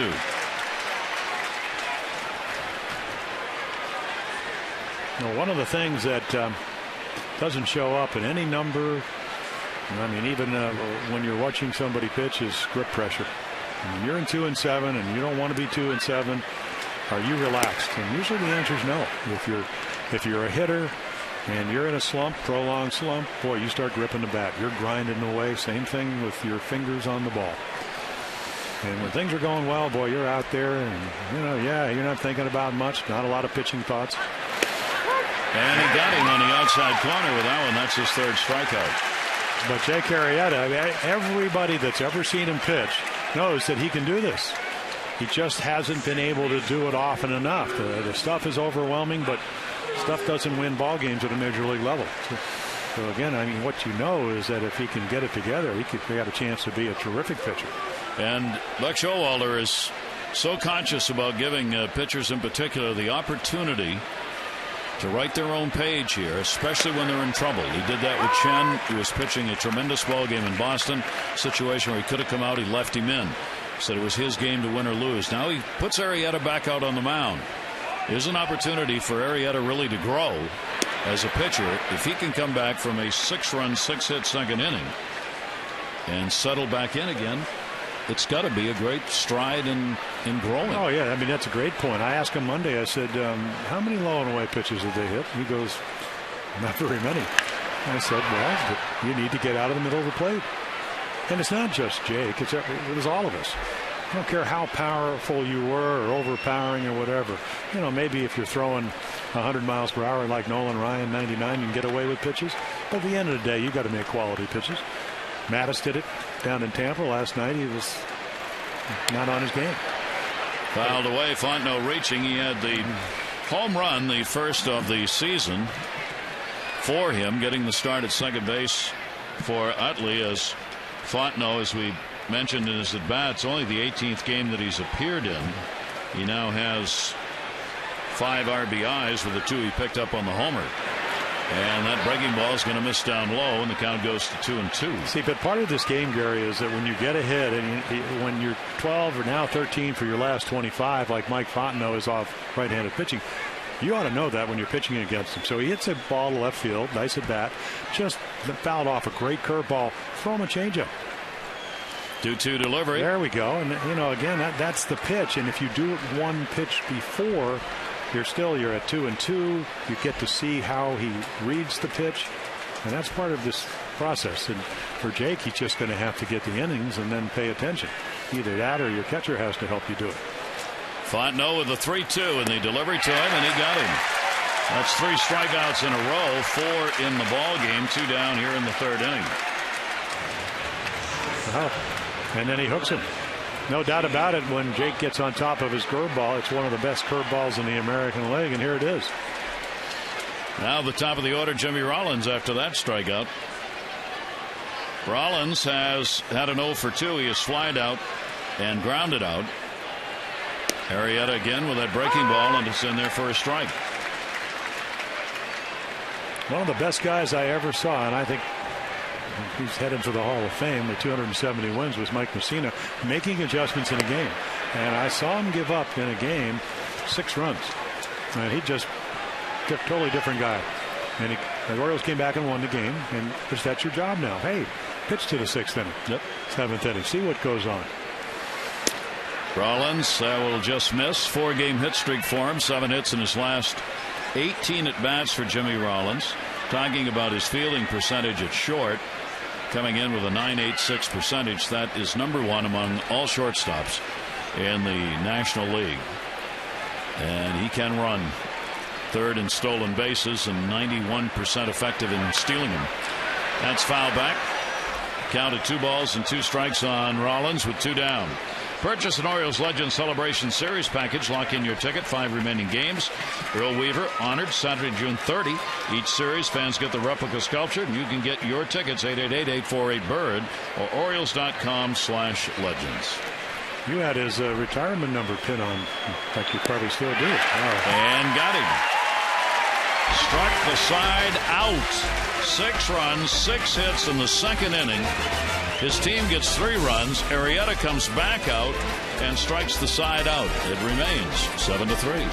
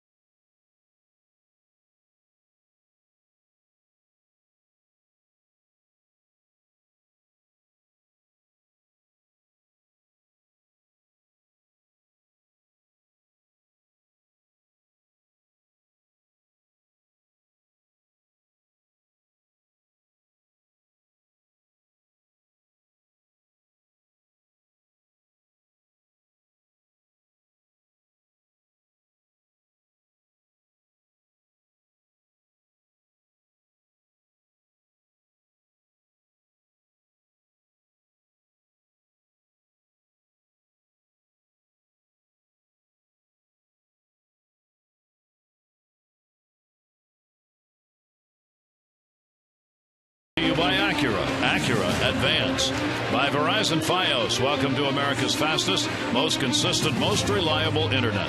Welcome to life on Fios. And by Chevy Cruze, offering the best highway mileage of any gas engine in America. And the Orioles will try and chip at that lead a little more. Hardy, Jones, and Waiters. J.J. Hardy grounded out his first time up. And that pitch is going to catch the outside corner from Blanton, who has walked 1, struck out 2. Arrieta, no walks and 5 strikeouts. Hardy takes it. That's going to miss down low. So you peck away and let Jake do his thing. A nice little comeback with 4 straight strikeouts. And ripped to the corner, but it's going to be a foul ball. Well, the Phillies, when they would play the Brewers, when J.J. Hardy played for them, they know 24, 26 home runs, then the bad wrist, then to the Twins, injured. 30 home runs last year. Oh, got him, and Hardy knew it. Interesting comment by a manager about his ball club, Charlie Manuel. Oh, sorry. Yeah, wow. Look at the strike that clearly was there, and Hardy turning and walking away. Talked about how things are not going well with a 6-game losing streak and not playing well. Charlie Manuel said yesterday, I thought we lost that edge a while ago. We don't scare anybody. We used to have a swagger. We used to be kind of cocky in a real good way. Teams used to definitely fear us. I don't see that. I'm sorry. I'm answering your question very honestly. Looking to bunt. Jones takes it up high. Manuel went on to finish the conversation. No, I don't see where we scare nobody. Nobody backs down from us. As a matter of fact, they come right at us. They take it right to us. Philadelphia team that used to really be a ball club that just didn't want to play. Well, they had the best pitching in the National League. They had Ryan Howard. They had Utley. 102 wins, 97 wins, 93 wins, 6 straight divisions. Jones to third. That's going to be a base hit, I think. Well, that ball is smoked. Wigginton went down to try and get it, could not, and if it is, that'll be the end of the 0 for 11 that Adam Jones was in. Well, they can scare it any way they want, but this ball is ripped, and again, if Brooks Robinson, some of your Gold Glovers, Ryan Zimmerman of the Nationals, but that's a catchable ball. I mean, it's put the glove down. It's not an easy play, but nor was the pop-up that Chavez didn't get to neither with J.J. Hardy. Miscommunication. Boy, you want your pitchers to pitch well, you need to defend behind them. And it's an error. Wigginton is charged with an error, and he had, 2 yesterday in the ball game, as he plays at third base again because of injuries. Otherwise, he would not be there. So the first error of the ball game, and that will bring up Wieters, who had a double and scored his first time up. Matt down to first. There's one. Got to put the tag on. Jones isn't sure. He's in a rundown now. He'll be chased by Rollins, and the catcher comes up, Ruiz, to put the tag on. That'll do it in the inning. No runs, no hits, 1 error, nobody left on base. It remains a 7-3 Philadelphia lead.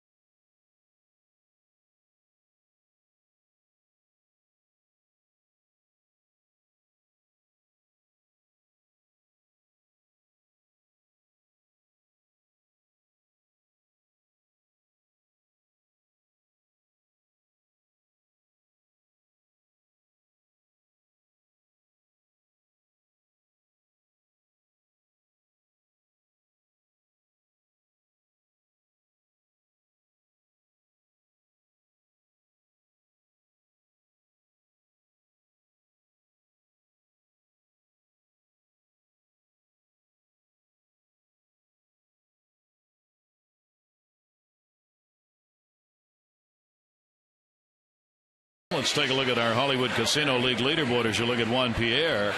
The highest batting average against right-handers this season. Konerko leads everyone, then David Wright with the Mets, Joey Votto of Cincinnati, and Juan Pierre, .355 batting average. Those are the top 4 in the majors. Slots, tables, and dining, the ultimate triple play at Hollywood Casino at Charlestown Races. Yeah, he came in with 999 runs scored, so he had 1,000. He has reached a magic number. Juan Pierre becomes the 30th player to have 2,000 hits, 500 stolen bases, 1,000 runs scored. Only 30 have done it, and he tries to lay down the bunt to get on.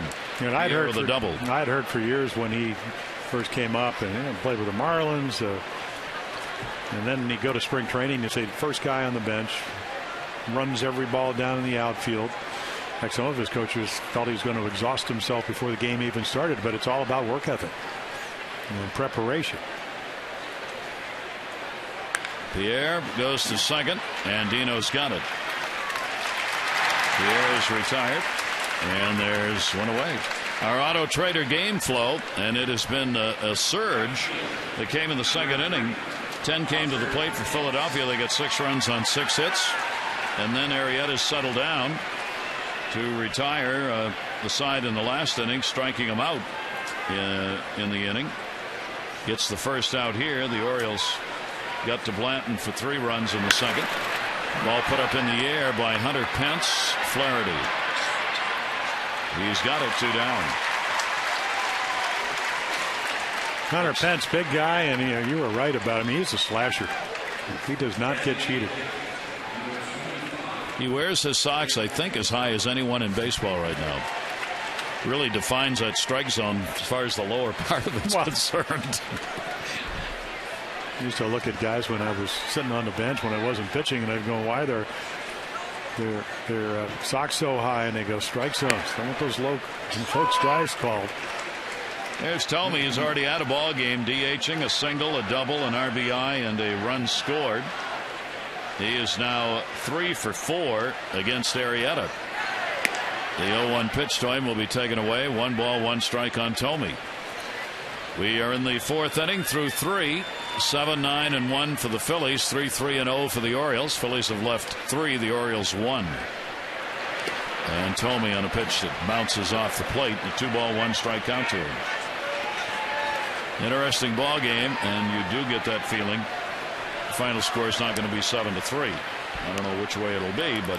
Well, the closer you get to the back end of the bullpen, it favors the Orioles. The best bullpen in the American League. There you go. Nope.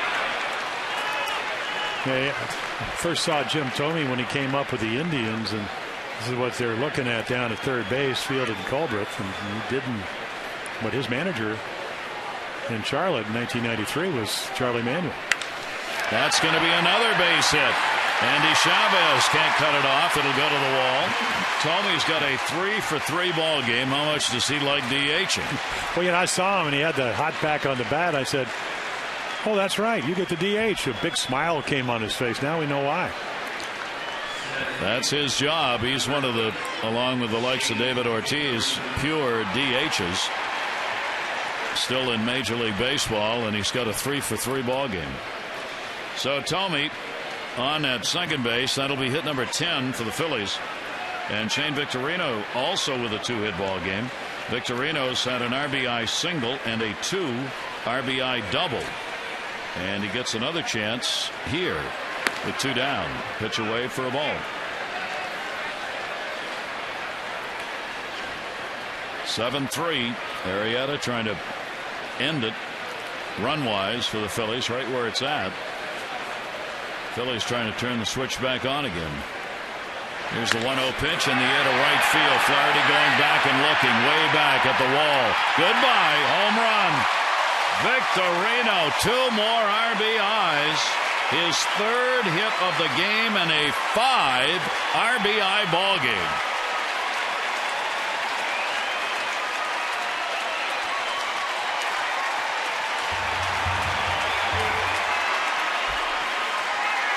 Well, there you go. He had 14 home runs last year against right-handed pitching.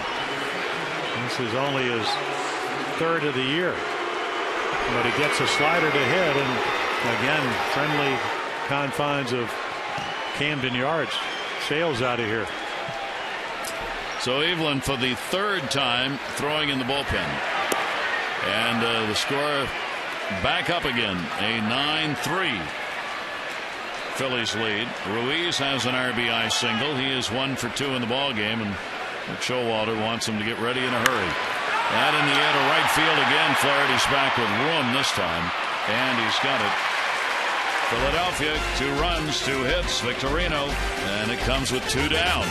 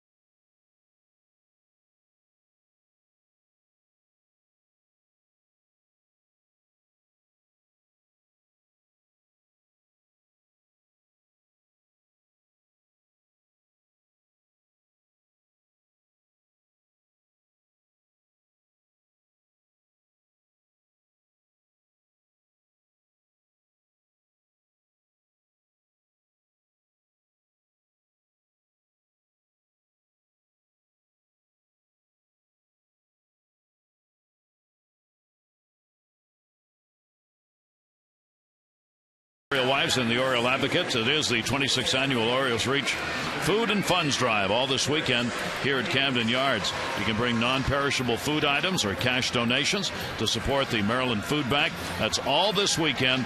More info, OriolesReach.com. Some of the fine people giving prior to the ball game today. Well, there you go, Joe Blanton. A lot of fastballs. And, of course, a lot of runs, too. Well, the Orioles had managed to get 3 back in that second inning. Bat here in the 4th, down 9-3. Phillies most runs scored since May 30. They had 10 runs in a 10-6 win against the Mets. They came in with that 6-game losing streak still intact here in the sweep by the Dodgers. 1-1 delivery on the way, and behind that one had Davis, who had an RBI single his first time up. Yeah, they get Joe Blanton about 4 3/4 runs a game. So of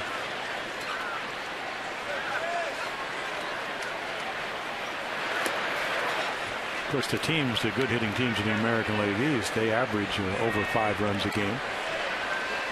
By the way, Victorino has equaled a career high in RBIs with the 5 he has picked up. He did that once before. Davis puts that one in the air to center, way back of the wall. Goodbye, home run. Oh my, it's going to be one of those. Well, big strong guy. He can hit him out anywhere. So now 13 home runs. 2 for 2 ball game for Chris Davis as Blanton continues to surrender the homers, the 13th he has given up this year. 5 have been hit by left-handers. And Davis keeps the offense going here. Blanton's pitch taken for a strike. Take a look. It's not going to be low and away. He's trying to go in. You could see Ruiz sitting in. Watch him reach back out over the plate, and ball never gets to him. That's going to be to center field, and that's a base hit. Wilson Betemit. A lot of hittable pitches tonight. We have not even completed the 4th inning. We have 13 runs on 16 hits so far in the ball game. Chris Davis picking up the homer. Now he's got a 2 RBI day or night going. Well, 25 in the year. The Orioles started with Hutchinson throwing 95 in Toronto, followed by Romero Morrow, and then they went for Price, Pellickson, Matt Moore. Then they got Lester, Beckett, and Buchholz pitching like he did when he won 17 games in 2010. They're real happy to see Joe Blanton. No disrespect. It's just they have seen some real good pitching. Yep. A 1-0 count as Mark Reynolds stands in. Reynolds drew a walk his first time up. He puts that one in the air to center. Victorino will come back in. First out of the inning. For starting lineups, in-game updates, and O's team coverage you can't afford to miss, sign up for Masson Mobile Alerts. Text Orioles 29292. Doug Showalter's team, unlike the Phillies, has been a comeback ball club this year. They've done it late in games, picking up wins. I mean, this would be a big comeback if they could do it, as they trailed 7-0. Now a 9-4 game. I think they've done it about 11 times after the 6th inning. Here's Ryan Flaherty. Showed bunt, and we'll take it inside for a ball. Yeah, the Orioles get a lead late in the ball game. As good as their bullpen is. Boy, remember we used to play the Yankees when they had Gossage, or the A's when they had Fingers. We didn't want to be behind late in the ball game. Flaherty on the big cut. 1-1, a strikeout victim his first time up. So a frustrating night for Jake. Again, you see, some good things, but again tonight it's just overshadowed by the pitches he was again unable to execute. Evelyn will be coming on in the next inning to pitch, as Arrieta's done.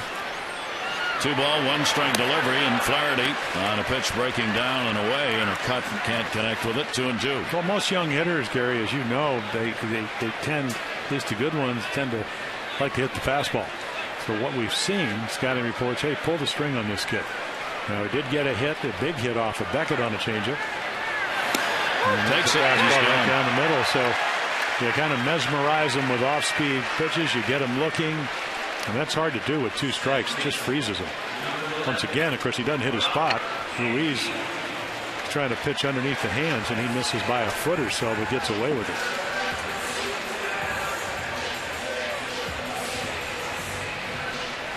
Robert Andino, a 2 RBI double his first time up. Orioles have a run in on the homer by Davis. Betemeets at first base. Andino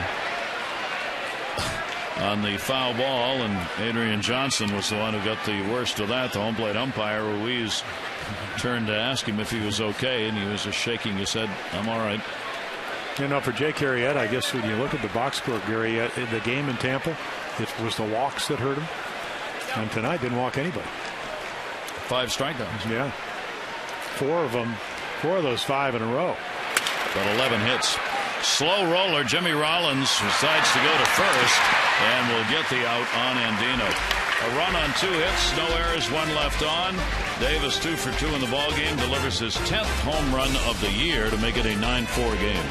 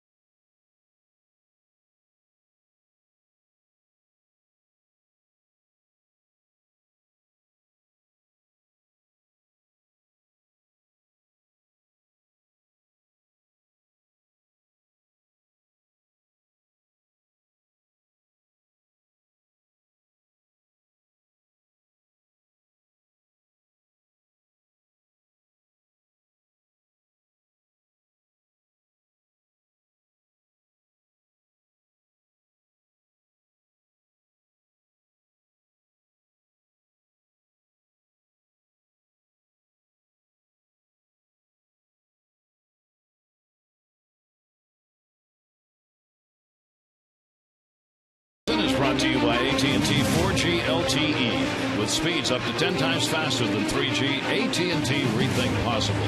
By Chapin Davis Investments, celebrating 60 years of advising investors.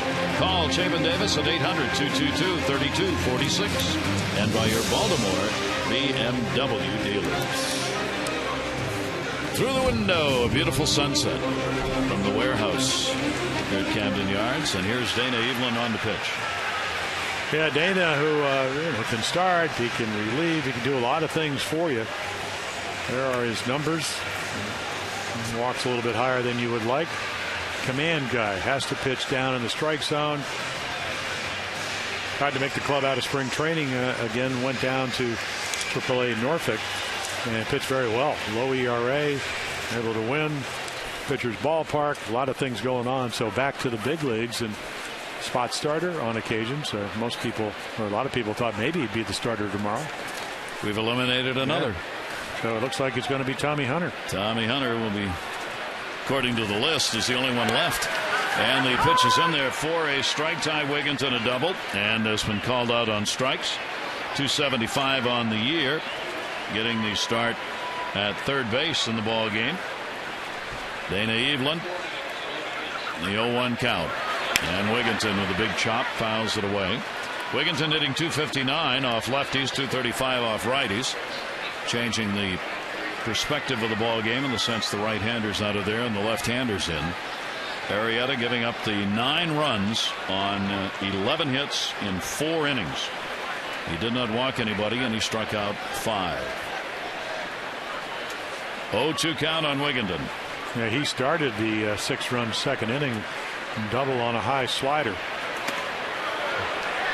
A little dance step there. So You would think the sequence of pitches would be something off speed, down and away. It's all about changing the perspective of the hitter, up and down, in and out, harder, softer. Coming back in. 1-2 delivery on the way. Wigginton takes it inside. For Arrieta, the most hits and most runs he has surrendered this season. He gave up 10 hits against Tampa Bay in a ball game. And in that game, he also gave up 7 runs. He also gave up 7 against Toronto. But both hits and runs are highs for the season. Wigginton will take it away, and the count goes full, 3-2. Coming into the interleague weekend this year, the American League leads the National 24-18 as far as records are concerned. The White Sox, Mariners, the only teams that started out 3-0. 3-2 pitch. Wigginton to short. Hardy over. 1 away in the 5th inning. On Tuesday, the O's open a 3-game interleague series against the Pirates, 7:05 here at Camden Yards. And every Tuesday home game is Ollie's Bargain Night, presented by Ollie's Bargain Outlet. You can get upper reserve seats for only $9 in advance. Get your tickets and save 888-848-BIRD to go to Orioles.com. Mayberry hit into a fielder's choice, stole a base and scored in the second. He is 0 for 2 in the ball game. Mayberry 309 off lefties, 50 points higher than against right-handers. Yeah, the breaking ball, other than maybe the changeup, coming towards you. It's usually the history of right-handed hitters against left-handed pitching. Of course, you get the guys that have a good changeup. They can run it away, put you out on your front foot, make you cover the whole plate. Mayberry a chopper. It will go foul and played there. Yeah, 6'6". 20 steals at AAA a couple of years ago. Now we saw why he stole that base. I was talking to him. I met him when he came in. He was on the USA All-Star team before he was drafted. And he was over at Under Armour. And he said, "Yeah, I met you there." I said, "Yeah, I threw some home runs to your father." I said, "You had to play basketball." He said, "Not really. Didn't play too much." I said, "How did you let a guy like you not play?" Remember when you had the big guys in your class? Automatically they were going to be on the team. He certainly had to have been one of those, unless it was a late growth spurt. Boy, his father could hit. Yeah. 1 ball, 1 strike count. Dana Evelyn gets it in on him, and a 1 ball, 2 strike count. Mayberry to be followed by Fontenot. Phillies have had RBIs up and down the lineup here tonight. Tomey's picked up 1, 5 for Victorino. Ruiz has an RBI, and Fontenot with a 2 RBI homer. Jim Tomey, the veteran over there, with a 3 for 3 game. 1 ball, 2 strike count on Mayberry. And the fouls it off. I remember one time we were down at the Astrodome preseason baseball, and John Mayberry came up with Houston. And I was working on a slider. He hardly ever threw sliders to lefties, and Booth Powell's playing first, and they're hitting rockets. He runs in after about the 4th straight line drive on 1 hop on the turf. She said, "Jimmy, where was that fastball up and away? Make him hit it to left, please." I got to play 160 games. Boog didn't like that. I mean, they were really hitting some balls at him. He goes, "I kind of prefer when you throw that fastball up and away," and they hit it at Brooks and Belanger and those guys. They can throw it to me. And when Boog tells you something, as big as he is, you listen. Sure you did. 2 ball, 2 strike delivery on the way by Evelyn, and another foul ball by Mayberry. So Dana Evelyn's job now, hold the fort, as Arrieta could not do it after the 6-run, 6-hit second inning. Gave up a couple more in the homer by Victorino in the 4th, and the Phillies able to get those runs back that the Orioles had picked up in the 2nd inning. 2 ball, 2 strike count. Mayberry goes down swinging. Evelyn gets the K. Yeah, kept it going in there with cutters and fastballs, and then the curveball. Because not only located great, it takes the speed, so he's way out in front. I mean, the ball not even there, and the bat head already out in front, so got fooled. Nice pitch by Dana. Fontenot has faced Evelyn before. He is 1 for 2 against him. Fontenot with the home run, first of the season, second inning. He has also struck out. Fontenot called up from AAA because of the Phillies injuries. It is the 7th start that he's making. He came up on May 12. He was hitting .300 at AAA. Played 15 games there. The 1-0 delivery to him, and Fontenot will take it. It is in there for a strike. 2 down, nobody on, 5th inning.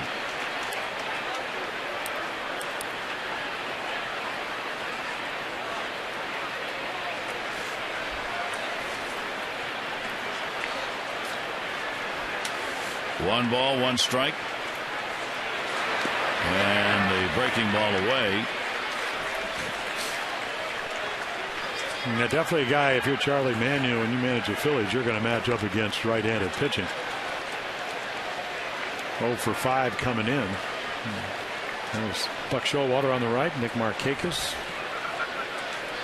discussing the comeback timing. It's time. Here's the 1-2 delivery by Evelyn. A ground ball to short. Big chopper. Hardy over the top on that one. And a good inning for Evelyn. He retires the side in order. The Orioles will have the top of the order coming up.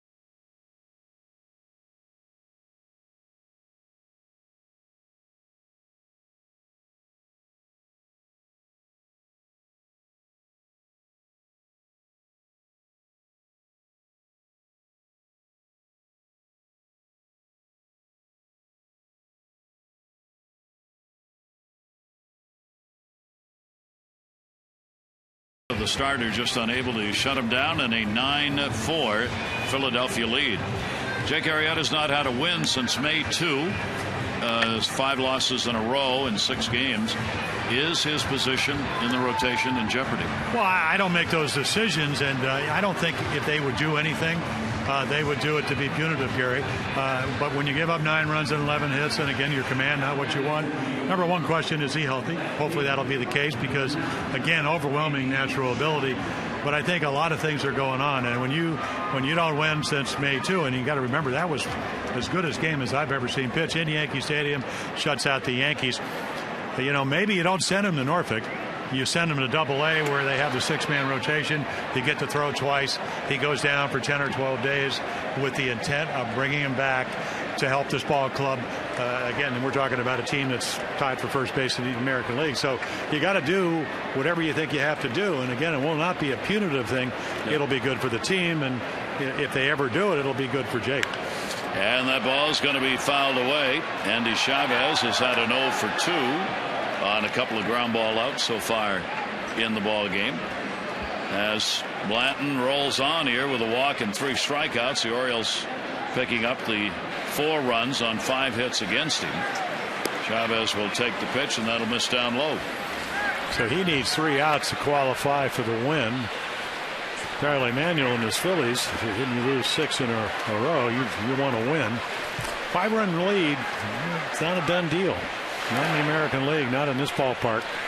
And not the way Blanton himself pitches. Yeah. So a 2-ball, 2-strike count on Chavez. Hardy and Jones to follow for the Orioles here in the bottom half of the 5th inning. First of 3 against the Phillies for the weekend.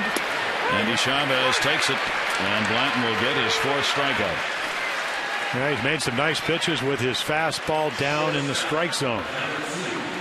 Again, you could almost see him jump at Chavez. That tells me at least he's getting over his front side. So again, the release point, the arm angle, it's come and gone tonight, but all in all, it's been pretty good. Here is Hardy. And he takes the pitch up high. Tomorrow it certainly looks like it'll be Tommy Hunter for the Orioles, although that has not been announced. Vance Worley will go. It's a 4 o'clock ball game tomorrow. Don't forget, 4 o'clock. Oh, really? That was 7:05. Yeah. Glad I told me. Just kidding. No, I wasn't. JK.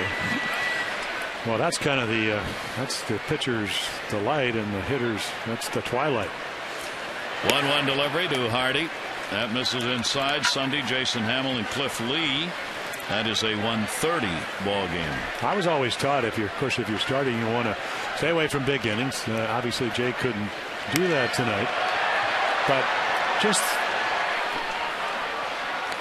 think about this ball game, Gary. Blanton has lost his last 3.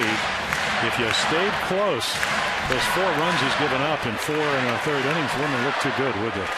No, but all of a sudden with run support, boy, everything changes. 9-4 looks a whole lot different. Hardy will foul that one back over the screen. And the other part of the equation is, well, you can grip that ball a lot easier when you have a 5-run lead than if you were down 4-1 or 4-2. So that's why you try to, and you can't always do it, but you try to stay as close as you can, and if you're going to give up runs, try to minimize them. Hardy will take it inside. Hardy, one of the more pronounced pull hitters as the numbers start coming out this season with the couple of months gone by. 49% of the balls he hits go to left field, the 8th highest in the majors. He will pop that one up in the infield to second base. Fontenot is under it, and he's got it. 2 down.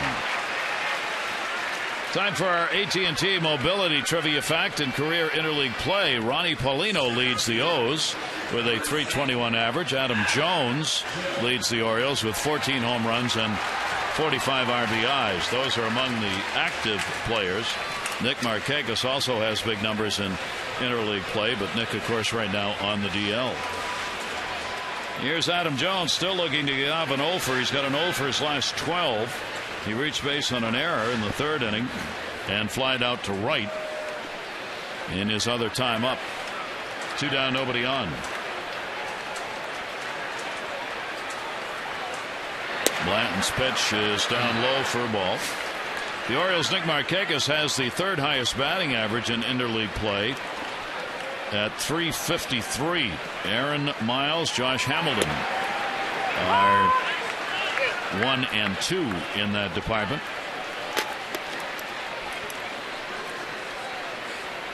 Adam Jones probably trying to launch one here, and the pitch will be taken inside for a ball. 2-1. Yeah, it was interesting. The second best ERA, Jim, in interleague play belongs to Eric Bedard, 1.82. Well, when Eric Bedard is healthy, especially in years past, that's going to go to right, and Adam ball. Yeah, he could deal. Pence is able to make the catch. Side is retired in order. 5 complete at Camden Yards.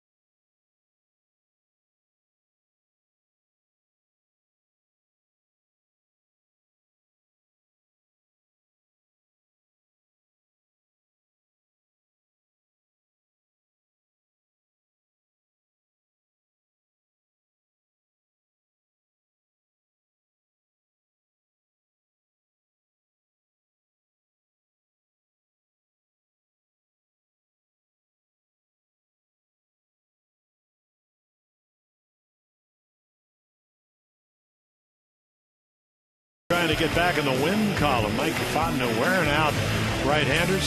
The 2-run shot, 6-run second inning, and then the Orioles come back with 3 runs. Andino with a 2-run double. Victorino, who last year hit 14 home runs, hitting left-handed.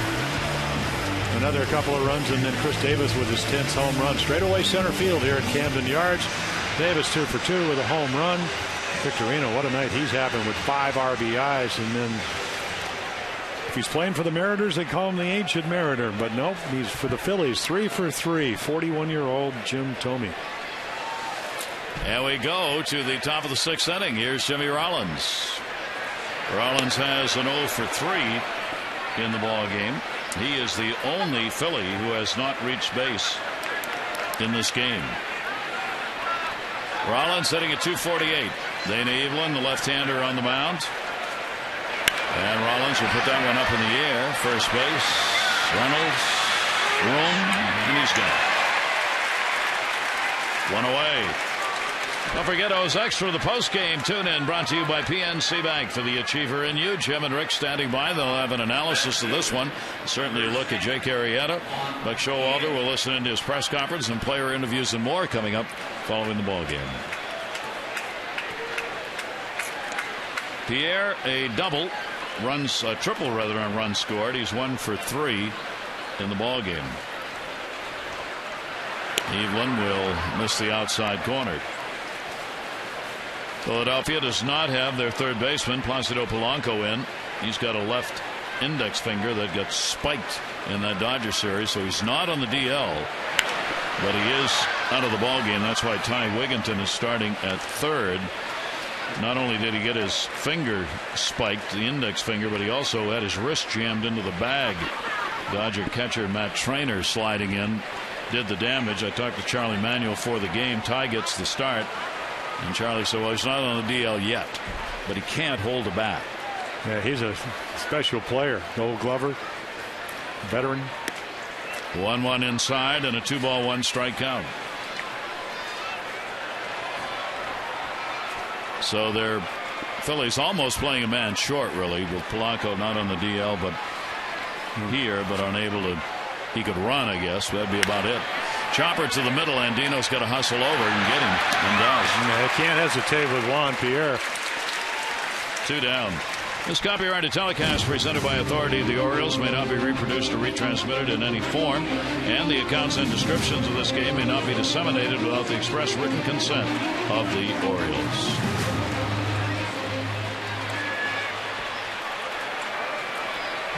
(9-4) ball game. The Phillies on top. Here is Pence, a single hit by a pitch and a slide out. He has scored 2 runs in the ball game. And the pitch is taken inside by Hunter Pence. Pence really the only one of the Phillies who's among the top 10 in any categories offensively in the National League. And he takes that one for a strike. Anchoring the third hole in the lineup for the Phillies. 1 ball, 1 strike count from Evelyn.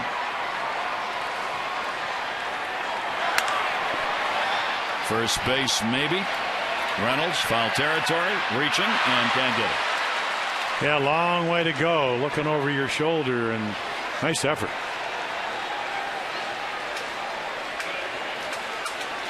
Make a look right there. He got his eyes on it all the way, but the ball moving around, and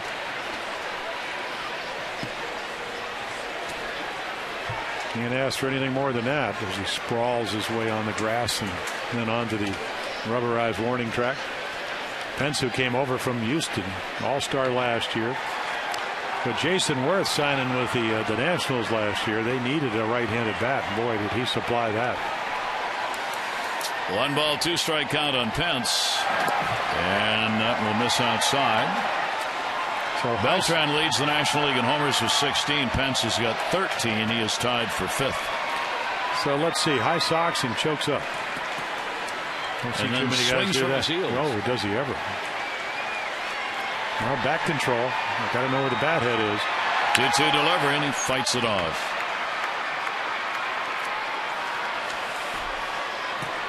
Pence's third in runs scored. Gonzalez of Colorado. Cabrera with the Giants 1-2. Big crowd on hand here for the opener of this series against the Phillies. Evelyn with 2 down, 2-2 delivery. And up high to him. So he almost got domed with a curveball, then get hit in the hand, and kind of tells you what they're trying to do. They're trying to crowd him. Pretty good idea with that vicious swing to keep those arms in him. Yep. Here's the 3-2 delivery on the way, and broke it in on the outside corner. Evelyn with a breaking ball. Pence didn't think so. 1-2-3 inning, and 6 in a row retired now by Dana Evelyn. Phillies, though, have the lead, 9-4.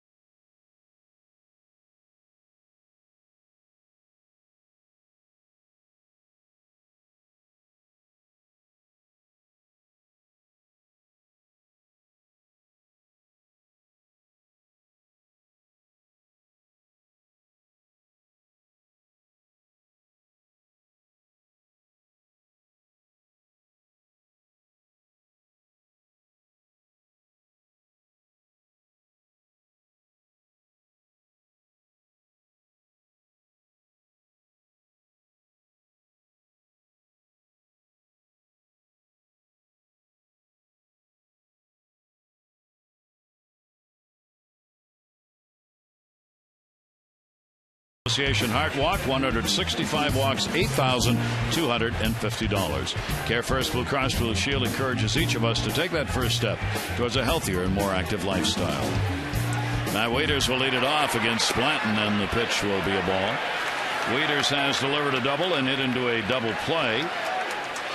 9-11-1 for the Phillies, 4-5-0 for the Orioles. Phillies with 1 in the first, 6 in the second, 2 in the fourth, and Waiters has got another one. So Matt Waiters with a 2-hit ball game, on with a single to lead it off here in the 6th inning. The Mid-Atlantic Sports Report is back on Monday, 5 to 6:30. Tom Davis, Mel Lanton, and Phil Wood, Dave Johnson. A complete recap of the weekend series with the Phillies and a look at the upcoming series against the Pirates. That's Monday at 5 right here on MASN. Chris Davis, already a good night. He has singled, had a home run, 2 for 2, 2 RBIs, his 10th home run of the season. Take a look right here. Again, down the middle. The big fly, big strong guy. Ball carries. Goes a long way. Home run number 10. Orioles need the long ball again here in this ball game. The Orioles had not had a home run in 3 games. The longest stretch of the season prior to that home run picked up by Davis. Yeah, Michael Schwimmer, sinker baller. So again, most people I talked to said, boy, you got to really watch Blanton when you get into the 6th inning if he gets there. And the reason for it, and I saw him early on, I mean, he came up in 2005 with Oakland. There's his manager, Charlie Manuel, 12, 16, 14 wins with Oakland, but he was a high ball pitcher at a big ballpark. So he wins 46 games for the A's and then comes over to the Phillies. Right there to Davis. And the count goes to 2 balls and 2 strikes. The longest outing of the season, and he's had a couple of good ones, 7 1/3 innings twice against the Cubs and against Houston. 2-2 delivery. Davis takes it, and there's a big strikeout. That's 5 in the ball game for Blanton. Well, little backdoor slider. I think it's outside, but in fact it's way outside. But I mean, look how far that pitch is off the plate. And it's no reflection on Adrian Johnson because the league lets him get away with that. It's just, you're supposed to have a grading system, and you're supposed to get graded every game that you umpire. So whether it's Adrian Johnson or whatever, we see it night in and night out. There are no consequences. Well, that's that. That's the amazing thing to me. There are no consequences, so what does it matter whether you get graded every? No, I'm not. I agree with you, Jim. Yeah, I mean, I just don't understand the system, and I think that's the frustrating thing. Yes, we know it's hard to umpire, but it's hard to pitch. It's hard to broadcast. It's hard to be a doctor. It's hard to be anything that you're going to be good at. This is the highest league. If you're not doing your job right, then you have to take a look at that. And they have supposedly a system in place. And what is so confusing, and I guess if you're a player, frustrating, not for everybody, and managers and players and whatever, is that you're right, there is no accountability. And I just find that it's mind-boggling. And a swing and a miss. Blanton getting tougher as he goes along here. That's the 6th strikeout, 2 in a row. Well, changing speeds, and that's a good one. Fastball hitter, you get enough strikes to get to where you know what his weakness is. And this is such a game of matchups sometimes. Blanton doesn't throw that hard, but he's, 92. But if that means a good fastball hitter, can you get him out with something else? And he could. Reynolds will take the pitch for a strike on the inside corner. Reynolds a walk, a run scored. He is flied out. The Orioles coming into this ball game 14-13 at home. Their average at home is .255. They've averaged 4.5 runs a ball game at home, a little better than on the road where they average 4.1. Jimmy Rollins will go to Fontenot for the force out. Blanton, despite the leadoff single, has no problem getting through the inning. The Orioles leave 1.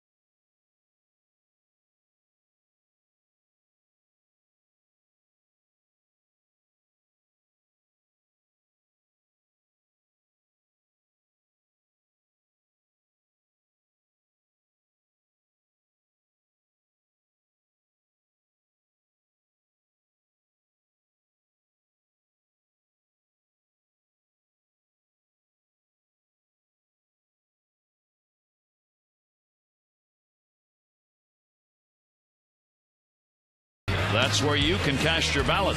And in doing so, you'll automatically be entered to win. One lucky winner is going to get the autographed jersey from the 2012 Orioles All-Star. You can vote up to 25 times. The Orioles have started a Vote Orange campaign to vote for your favorite birds. Adam Jones, certainly one of those. Matt Wieters, the catcher for the Orioles, both of them involved in numbers that are very high up in their position. So is J.J. Hardy at shortstop, who has been outstanding both with the glove and at the plate. Hope you vote up to 25 times. That's what you can do online, and you can get in touch with the Fan Assistance Center to get an I Voted Orange campaign sticker as well, and $5 off for a future ticket purchase at the box office. Eveland has had the longest outing of any Oriole reliever this year. He worked 4 innings of a ball game previously. Of course, he is a starter by trade. May 28, he pitched 4 innings against Toronto. Yeah, he can save your bullpen, and he's done that. 1-0 delivery, and that's going to be taken for a strike. Jim Thome, a 3-for-3 game, 2 doubles, a single, an RBI, and 2 runs scored. And in a sense, we saw Jake Arrieta save the bullpen, because when you give up 6 runs and you're trailing 7-0, it's easy to throw up the white towel. But he struck out 4 in a row, did give up a 2-run home run, but did battle. Once again, it just wasn't one of his evenings. Jim Thome, we were talking about all-time leaders in interleague play. Thome's had more home runs than any other player in interleague games, 59. He scored 133 runs. That is 7th most. He's had 150 RBIs. That's 5th most all time in interleague games. 1-2 delivery, a swing and a miss on that one. Evelyn gets him. And one away here in the top of the 7th. Well, take a look right here. I mean, it's just the fact he's left-handed. It's kind of like a slider, belt high, and Jim, of course, wearing out the right. He swings right through it. I'm not sure you want to throw that same pitch 10 years ago. That could have been a warehouse shot. Utah Street. Thome has only 3 at-bats against left-handers coming into this ball game. Was 0 for 3, now 0 for 4. That ball hit high and deep and foul. What more can he do? Shane Victorino, RBI single in the first, 2 RBI double in the second, and a 2-run homer in the 4th inning, equaling his career high in RBIs with 5. And if he can get a triple, he gets the cycle. Ooh. And he can. Well, he can. He's got the speed to do it. He can do a lot of things. Down to third base, Bellamy. Not this time. And there are 2 down. Our PNC minor league report brought to you by PNC for the achiever in you. Joe Mahoney's numbers as you take a look at the big first baseman last 7. 357. There are the numbers on the year. 6th-round pick. 25 years old. Big, strong, left-handed hitting first baseman. And if you're a pitcher, specifically Jason Birkin, you don't want to run into him, because Jason did, I think, chasing a pop-up or something, broke his nose. Yes. And as Buck Showalter said today, of course, Mahoney's all right. Well, he's a huge guy. Boy, you'd really like to see him just stay healthy. That's been one of his biggest problems for Joe the last couple of years. Here's Carlos Ruiz, 2 down, nobody on. RBI single, a 1 for 3 in the ball game. And he'll reach and foul that one away. Dana Evelyn, I mean, really pitching well. Change-ups, cutters, ground balls. Doing what a long man's supposed to do. Ruiz hitting .410 off left-handers this year. 1-1 delivery to him, and a great off-speed breaking ball. 1 and 2. Evelyn keeps throwing like this. He's going to earn himself a start somewhere along the way here. 1 ball, 2 strike count. And that's going to be fouled off to hold the count.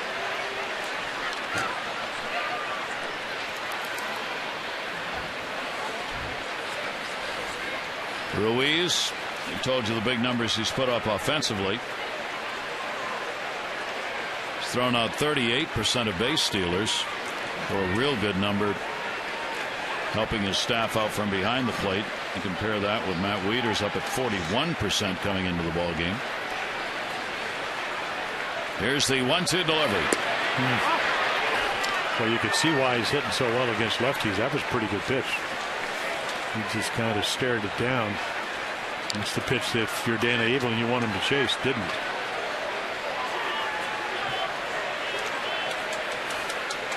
Two delivery in the way. That time he got him. Just laid that one in on the outside corner. That's 4 strikeouts. 7th inning stretch time. Brought to you by Jack Daniel's Tennessee Honey. Fly straight. Drink responsibly.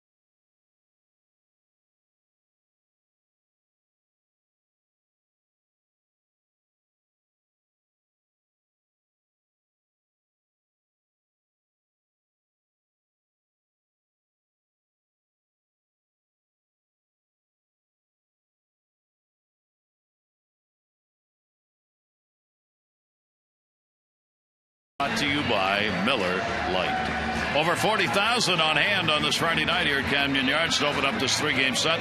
Phillies have the 9-4 lead in the ball game, and the need for great starting pitching never ends in baseball, Jim. When you don't get it, we see what happens tonight. Well, you're right. I guess you could probably say there are no such things as free lunches in the major leagues, and there aren't a lot of soft touches in the Orioles schedule this year. Kansas City came in here on the last two of that game.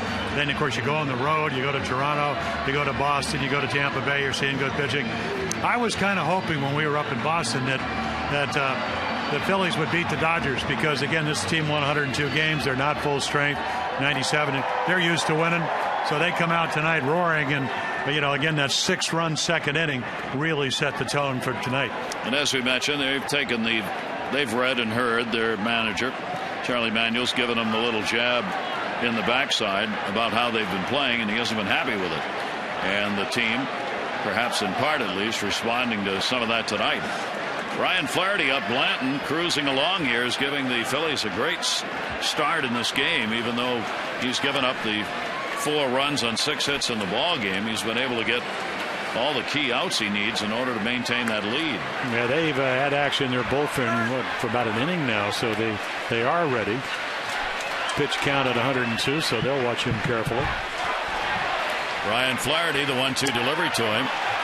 Flaherty has been a strikeout victim twice, once swinging, once called. Andino and then Andy Chavez are due up for the Orioles as they bat in the bottom of the 7th inning. And that'll be punched the other way, foul. That's sliders and change-ups. Not too many fastballs in the middle of the plate for Ryan Flaherty. Robert Andino, a 2 RBI double. Chris Davis, a home run, a solo shot, and an RBI single have accounted for the 4 runs for the Orioles. Here's the 2-2. Leans away, watches. It will go by, and count goes to 3 balls and 2 strikes. Yeah, we told you about the elbow problems for Joe Bland, but one of the reasons you got him, he once pitched 230 innings early in his career for Oakland. So constantly, if he's healthy, he's going to be at 160, 70, 90 innings, at least in the American League with the DH. And a strike thrower. Nice guy to have on your staff, even if he's, well, at least on this staff, when Halliday's healthy, your 5th starter. 3-2 delivery. Back to him, Blanton. And Flaherty is retired and 1 away. This day in baseball brought to you by Ocean City, Maryland. Make memories of your own this summer and book your vacation at OCOcean.com. It was on this date, 2010. Steven Strasburg lived up to the hype. He came on, made his debut, struck out 14 Pirates through 7 innings. Major League debut on this date a couple of years ago. And he is pitching tonight. And at last look, winning against the Red Sox. 6-2. In fact, I looked at that scoreboard. The only team in the American League in interleague play over the National League with the Yankees over the Mets, leading 6-0. All the other teams, it looked like the National League, doesn't mean they're going to win, but they had the lead. And that pitch is taken by Andino, and quickly the count goes to 0-2. It was also in this date in 1986 the Orioles beat the Yankees 18-9, the longest 9-inning game ever played in American League history. On this date in 86, took 4 hours and 16 minutes to finish. I'm happy to say we are on a better pace tonight. 1 ball, 2 strike count, delivery to Andino, and Blanton came inside and missed with it. Kevin Gregg in the bullpen. One thing about Joe Blanton, he doesn't mess around. He's not a Clay Buchholz who's taking 33 seconds between pitches. And that's down to third base. Wigginton makes the play. And there are 2 away here in the 7th inning. Orioles pitcher Darren O'Day is going to be at the official Orioles team store in York Galleria Mall Wednesday, 11 to noon. Don't miss your chance to meet Darren, get an autograph, ask questions about the Orioles. That'll be Wednesday, 11 a.m. to noon at the official Orioles team store, York, Pennsylvania. For complete details, OriolesReach.com. So he's going to take that unicycle, that motorized unicycle. It came in today. Hi, Jim. And he's zipping by. That'll be about a 48-mile ride up. Of course, it's downhill coming back down 83. And takes it to the ballpark. think Darren got a haircut today. How did he have time? He'd been in at 3 o'clock last night. Didn't go to bed. The only way he could have made it. Yeah, it was a short evening. Morning, whatever you want to call it. Andy Chavez. And 0 for 3 in the ball game. Orioles have been out hit 11-6 in the game and outscored 9-4. And a chopper towards the middle. That should be a base hit. Fontenot's play off the mark. Good play by Mayberry to make sure it didn't go anywhere. That'll be a single for Andy Chavez with 2 down. Well, it's a good news because you get Hardy to the plate, and especially in this ballpark. Short porch to the power alley and left, pull hitter, 1 pitch away from putting 2 on the board. It'd be nice to be 9-6. That will bring up Hardy, who's had an 0 for 3 in the ball game. Grounded out, struck out, and popped out. And here comes Charlie Manuel. Well, Charlie Manuel has the bullpen ready to go and apparently wants to go there. Well, the veteran manager on his way out, but certainly it's about the offensive support Blanton got. You look at his last game, he gave up 5 runs on 9 hits in 6 innings, kind of like tonight. The only thing is they got 9 runs for him.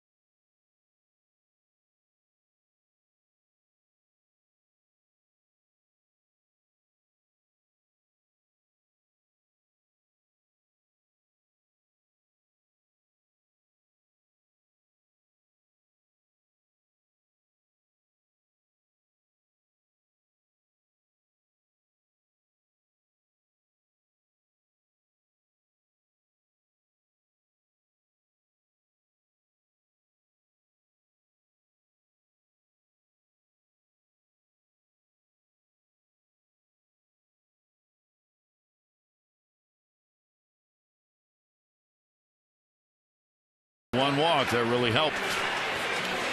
Certainly did. He threw strikes, got the big lead, gives him a chance to win.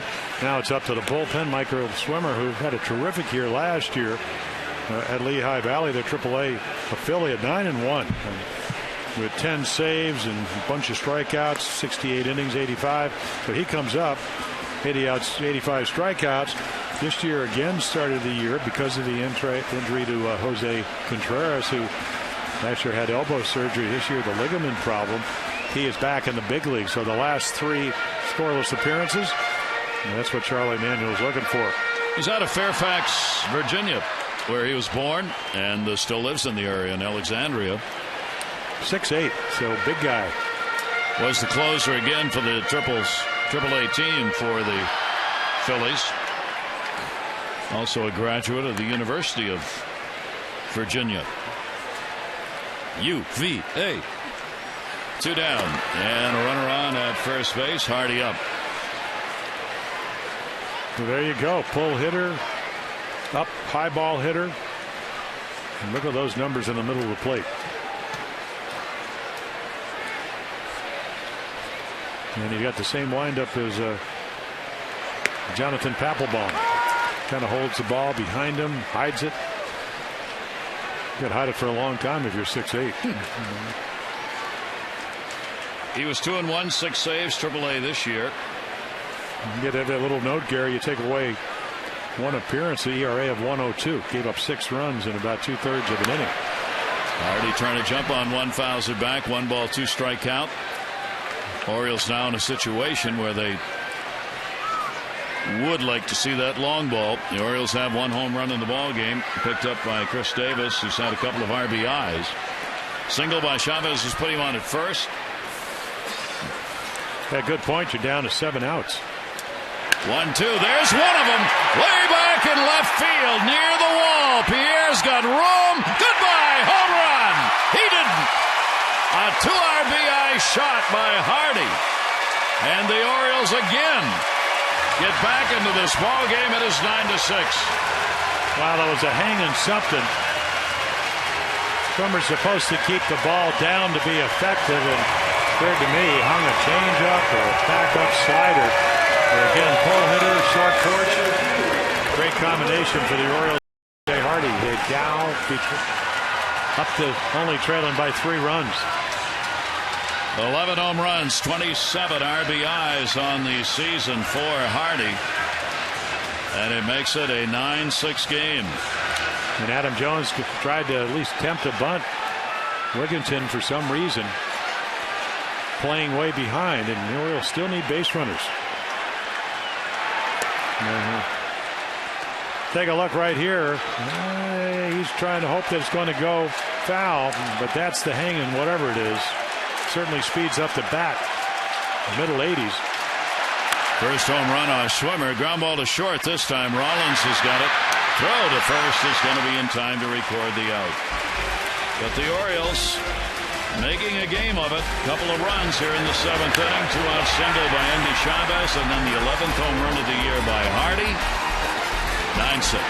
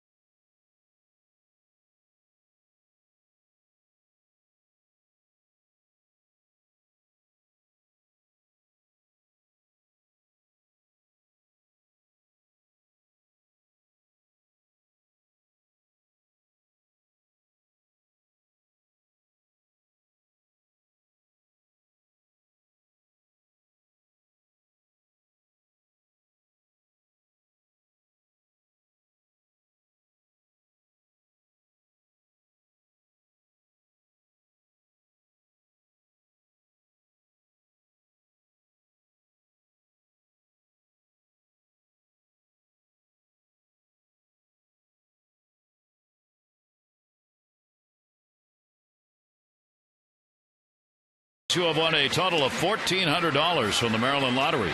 For your chance to be the Maryland Lottery contestant of the game, play Strike It Rich scratch-offs and enter your non-winning ticket codes at mdlottery.com. And maybe more to come. Kevin Gregg might be able to help you out as he comes out of the Orioles bullpen to pitch. Yeah, pitched last night, so very, very good early on. Had that one horrendous inning ERA where it is, only because of that up in Toronto back in April. But again, the last 12 2/3 innings, and over 11 appearances, only 2 earned runs, so 10 of those scoreless. And you can see getting lefties out very well. So he comes back in, and again, hoping to keep the game right where it is. And Ty Wigginton will lead it off. Wigginton with a double. He is struck out and grounded out. 4-game hit streak for Wigginton, getting the start at third with Polanco out. First ball hitting, pops it up, first base. Reynolds again. He's got it. 1 down, 8th inning. Time to text in your vote for the AT&T Player of the Game.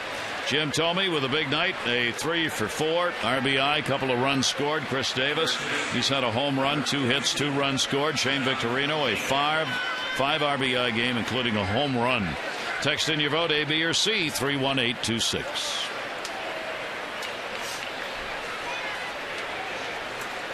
John Mayberry Jr., Phillies first baseman, 0 for 3, has scored a run, reaching on a fielder's choice. And Kevin Gregg's pitch is in there for a strike. Yeah, we are seeing Kevin Gregg, who last year with 22 saves until Jim Johnson took the job in September. It just appears he's much more aggressive. They've been able to get him to think strike one.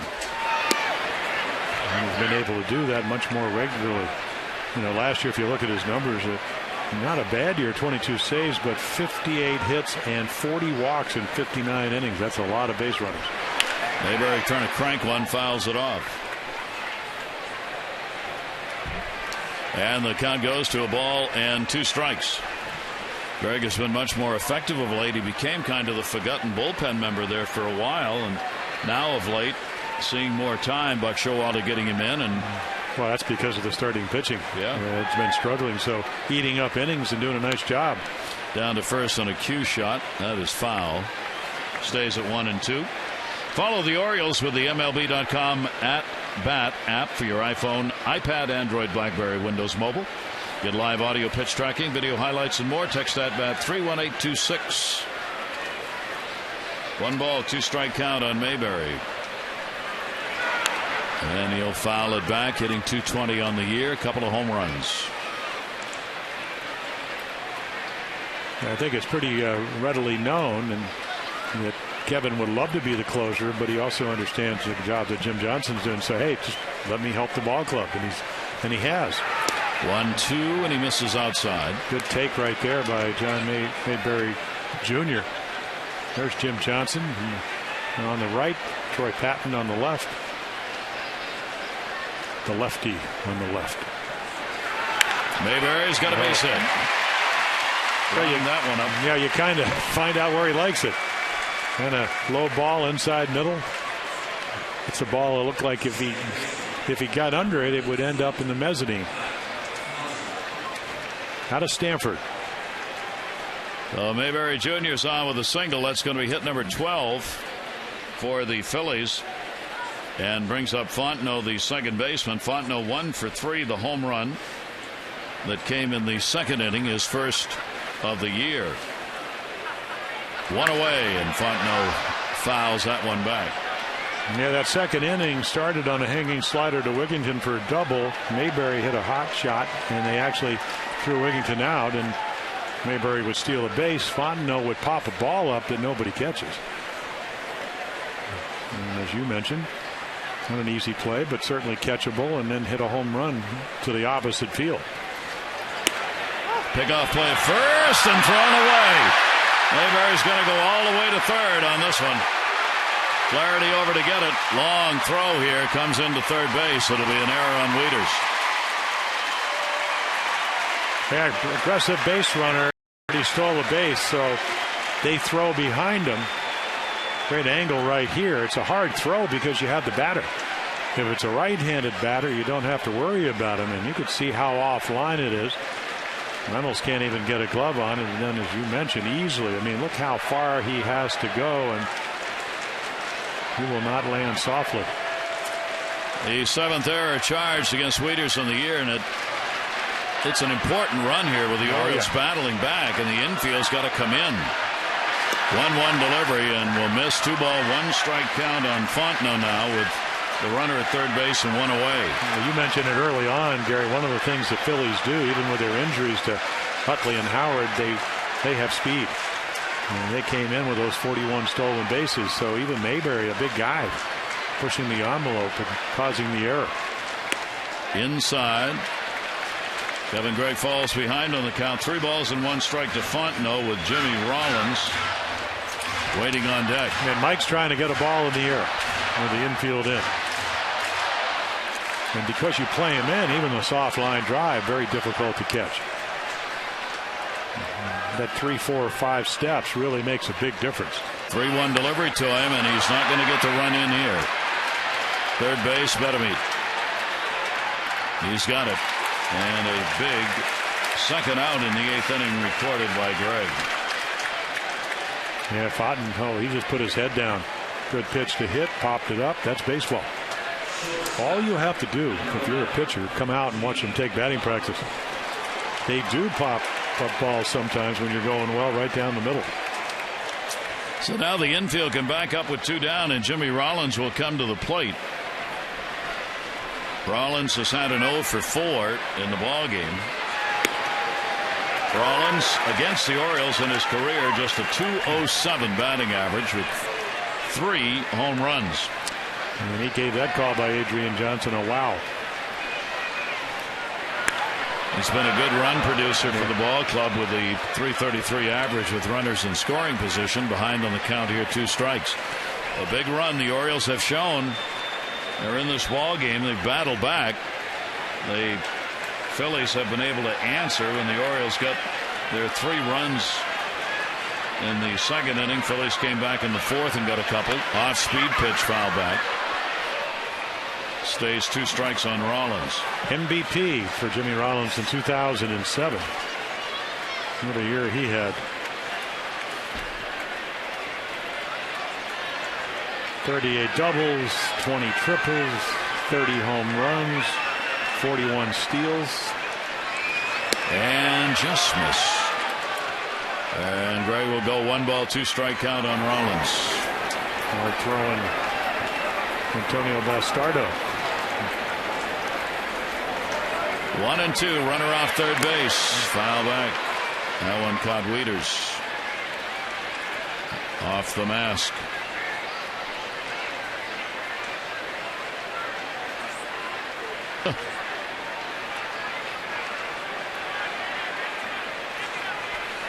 Plate umpire Adrian Johnson going out to throw the ball back to give him a break. 6 for 9, the Phillies with runners in scoring position. Big number for them. It's made the difference in this ball game, and they got a runner at third here. Talk about the difference a day makes. The Phillies were 1 for 12 with runners in scoring position against the Dodgers in that ball game yesterday. They left 9 on base. That's usually a combination of not hitting well, sometimes bad luck, and then you can throw in good pitching. 2 ball, 2 strike count. Greg trying to keep Mayberry at third base. 2-2 delivery to Rollins, and he fouls it off. Yeah, you look at Jimmy's overall numbers, 251. You could see he is an inside half hitter. So the ball on the outside corner, not the slow stuff, but it looks like maybe a little bit more of a pull hitter. He's 1 for 10 lifetime off Greg. 8th pitch of the at bat is popped up. Wieters. Redemption. He's got it. Rollins is retired. No runs, 1 hit, 1 error. Runner left in scoring position.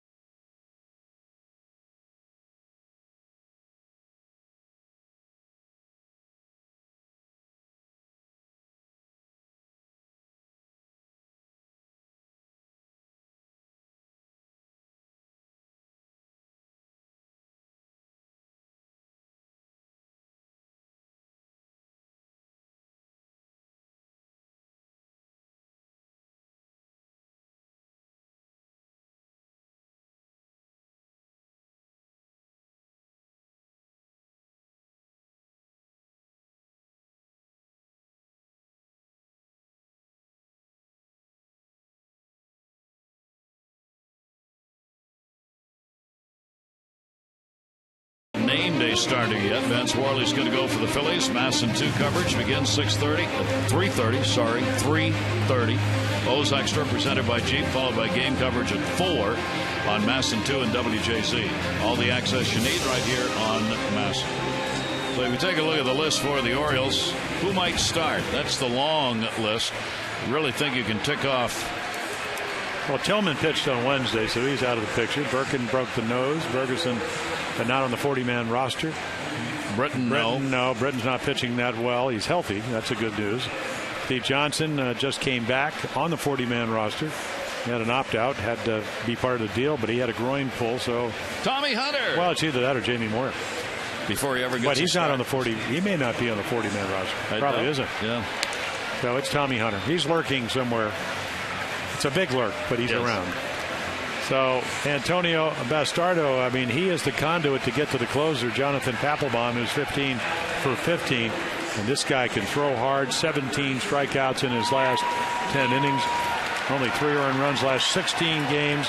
Dominates lefties. In fact, total opponents only 8 for 52. That's under 200. So look at the numbers against lefties and righties. So he is your setup guy to get to your closer. Mayberry's gone to left field. Wigginton moves from third to first base. And the delivery will be taken by Wieters for a strike. Move shortstop over to third base here. And that's the defensive alignment put in by Charlie Manuel. Here's the 0-1 delivery, and that'll be fouled off the other way. Wieters has had a single double and is hit into a double play in the ball game as the Orioles try and battle back here, down 9-6 in the bottom half of the 8th inning. Bastardo on. Nice Shermer worked an inning, gave up a run on a hit. That was the home run picked up by Hardy, a 2-run homer, one of the runs charged to him. And that will be bounced, and a 1-ball 2-strike count. Yeah, Bastardo has a terrific slider. And again, the key about the slider is just stay on top of it. It's going to go down. It's going to have some movement. And of course, one of the former Phillies, left-handed, Steve Carlton, had probably the best left-handed slider of any of them. Orioles need base runners. Bastardo just missed with that one on a 2-ball 2-strike count. 17 strikeouts in his last 10 in the 3rd inning, so he will strike out batters, as does most of this staff for the Phillies. 2-2 delivery on the way to Wieters. Wieters takes it, and the count goes 3-2. Boy, is that a trusting take. Matt about 6'5", that ball just under the knees. Matt Wieters, right-handed, .313, a home run, 4 RBIs. 3-ball 2-strike count. Bastardo's pitch to him, and that's going to be strike 3. Up the ladder. It's a tall ladder with Matt up there. So a little extra. 93 was 91, 92, and of course the 3-run lead to deal with. So wanted to throw a strike and able to do it. That'll bring up Davis. Chris Davis, a single, homer, 2 RBIs, 2 runs scored, and he has struck out. 1 down. The Orioles now counting down the outs they have to work with, and the pitch will be taken inside. Davis hitting .289 off left-handers, only about a 7-point spread. His average against lefties and righties. He's had 2 of his home runs from this side of the plate against left-handers, and a 1-ball 1-strike count. And again, the domination of Bastardo. This is going to be a nice little challenge for Chris Davis. What we've seen him do is what with all good lefties, the breaking ball at you, that's going to be more hittable till you get the 2 strikes. Take the one that starts in the middle of the plate. 1-1 to Davis. Off speed is in there. Nice delivery by Bastardo. First time he's pitched against the Orioles here at Camden Yards. He has faced the Orioles once before as a starter and took the loss in that ball game. The 1-2 delivery. Davis takes it, and it's up high. 2 balls, 2 strikes, 1 down. Yeah, he was a starter back in 2009. Last year, exclusively out of the bullpen. 6-1, 64 games. How about this? 28 hits in 58 innings with 70 strikeouts. That's a nice little year for him. 2-ball, 2-strike delivery to Davis, and he gets the K. Boy, Robin Roberts, one of the greatest Philly pitchers of all time, used to say you got a fastball, he can throw for a ball, one he can throw for a strike. Same with your breaking ball. So to get ahead, this is the one you just throw off the plate. Great pitch. That will bring up Wilson Betemit, hitting 160 against lefties, 255 off righties. 2 down, nobody on. And Betemit will take it inside for a ball. The starter, Blanton, 6 2/3, gave up 5 runs, 7 hits, a walk, and 6 strikeouts. Could be the winner. Jake Arrieta, tough start for the Orioles, 9 runs, 11 hits, and 4 innings. Both starting pitchers still the pitchers of record. Oriole bullpen, Danny Evelyn worked 3 innings with 4 strikeouts. He got everybody out, retired all 9 he faced. Rich Doobie on the phone, their pitching coach. Kevin Gregg came on to work in the last inning, gave up a hit but no runs. Here's the 2-0 delivery to Betemit, 3-0. Well, you've seen again why the Orioles have the best and the lowest ERA in the American League. I mean, outstanding job by the bullpen. And now, of course, the difficulty is for Pedro Strop. He's your guy to get to Johnson. This is what Bastardo does for the Phillies. Tough, and they're good. Really good. And he walked him on 4 straight.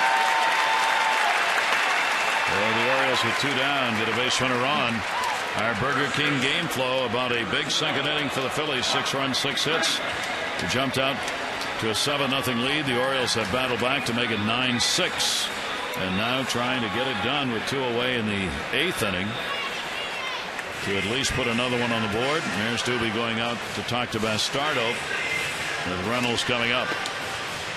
The Philadelphia bullpen ranks 14th in the National League among the 16 teams in ERA. They picked up a goodly number of strikeouts. They don't walk anybody. That's been a real positive for them. But they've given up a lot of hits, a lot of runs. Yeah, 427. It doesn't seem that high, but that's a tough league over there. 16 teams, and I know the Nationals. They lead the National League in earned run average. Not only with great starters, but a nice little bullpen. Mark Reynolds throw over to first base. He'll wait. So what is that all about? 3-run lead. Guy that doesn't run. Reynolds home run hitter at the plate. Bastardo for the first time. And the pitch will be up high for a ball. Orioles trying to get the potential tying run to the plate here in the 8th. Down by 3. Orioles on any given day, this would be enough to have won a ball game with the 6 runs on 8 hits. But the Phillies offense so far has bested them. Here's the 1-0. And took a little off it and got it in. Yeah, that's the good slider. There's their closer, 15 out of 15. This is his first year in the National League after terrific years with the Red Sox. 32 out of 35 lifetime saves, and 2 of those blown saves came last year in September. 1-1 delivery on the way, and that's going to be inside, and Reynolds will get ahead on the count. 2-1. And Flaherty the next hitter, and Steve Pearce out on deck circle. So again, if they bring Pearce in, a strong right-handed hitter, been in the big leagues about a week, maybe a couple days short of that, you might see Papelbon. 2-1 delivery, swung on a miss. Reynolds going up for a pitch up and away, and a 2-ball, 2-strike count. Reynolds trying to keep the inning alive. 2-2, 2 down, and a runner on at first base. Betemit got the walk. Orioles have had only 2 walks in the ball game. The staff consistent in that, as we said. They don't give up many. Here's the 2-2 to Reynolds. He'll take it inside. 3-2. So Betemit will go. They'll back Ty Wigginton off behind him. Now he moves just behind the bag.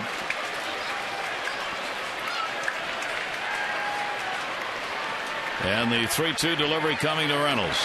And he struck him out. Oh, Bastardo strikes out the side. No runs, no hits, no errors. 1 left on base. It remains 9-6 Phillies.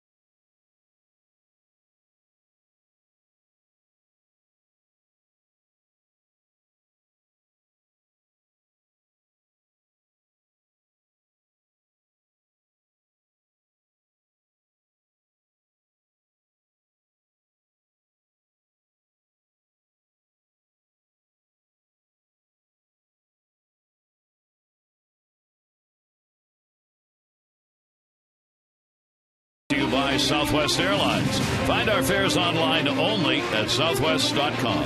And by Dodge. See your authorized Dodge dealer and experience a world of performance, design, and fuel efficiency. Schedule a test drive or go to Dodge.com and check out their powerful lineup. Gary Thorne, Jim Palmer here at Camden Yards as the Orioles open up 3 against the Phillies. Philadelphia on top in the first ball game, 9-6, and here's Ayala. Yeah, Luis a couple of nights ago, 2/3 of an inning with a hit and a strikeout up in Boston. But again, so brilliant early on. I mean, still great numbers. 19 of the 23 appearances scoreless this year. The master of changing speeds, different arm angles. Philadelphia will have 2, 3, and 4 in the order coming up against Ayala, and trying to add to that 9-6 lead, which will probably determine whether Papelbon comes on. If it is a save situation, he certainly will. Well, he's certainly ready because he's been up for about 7-8 minutes. Here is Michael Martinez. Martinez goes after the first pitch and fouls it back. Martinez came on to play at third base. Another one of the players the Phillies have brought up with the injuries that have existed. Martinez gets the opportunity to play. He came up from Lehigh Valley yesterday when they lost Freddie Galvis, fine young player. Galvis had a back strain, so Martinez came up and he'll get some playing time. He made starts last year, 48 of them. Swing and a miss. Good pitch by Ayala coming in on him, 1-2. Martinez himself began the season on the DL with a fractured foot suffered in spring training, and didn't get activated till June 5 to play at AAA. Here's the 1-2 delivery to him, and that'll be outside. 2-ball, 2-strike count.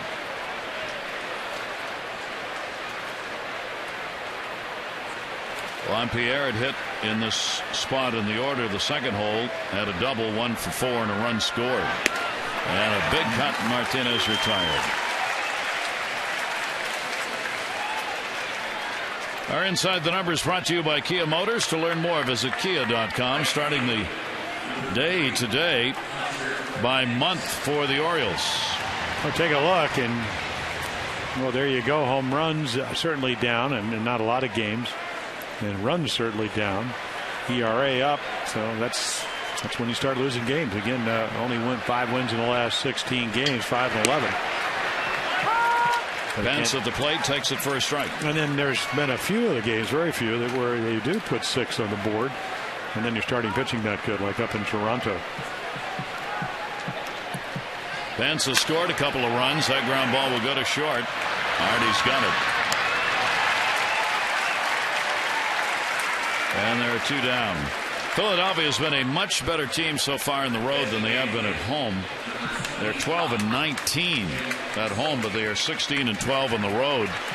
Charlie Manuel's ball club has got the second biggest differential between home and road win percentage in the majors. Only the Kansas City Royals have a higher win differential on the road than at home. And the Royals lost to Pittsburgh on the road 4-2 tonight. Jim told me 2 doubles, single, couple of runs scored, and an RBI for the designated hitter, and he fouls it off. So you think with 604 home runs you got a chance to go to Cooperstown? Certainly would think so. Never been linked to any performance enhancing drugs. That's a lot of home runs. It's a lot of home all runs. The other guys that have done it, I mean modern day players, have all had that link. Not Big Jim. 0-2 delivery on the way. I mean, you're not going to find a nicer guy unless you're a pitcher and you don't like him because he keeps hitting home runs. But I mean, he's just. He is. He's just a. Well, he really good person. Really enjoys what he has been able to do. Well, he fights it off. Just think, I mean, that is a lot of home runs, and he doesn't hit too many cheapies. I mean, when he was with the White Sox, and I mean, even when he came up with Cleveland, But in White Sox, they have the hedges, and they go, yeah, that's where, kind of like with Frank Howard or Harmon Killebrew or some of those guys, hey, that's where so-and-so hit it. The Ted Williams home run up in Fenway Park, way up in the bleachers. 1-2 fouled off.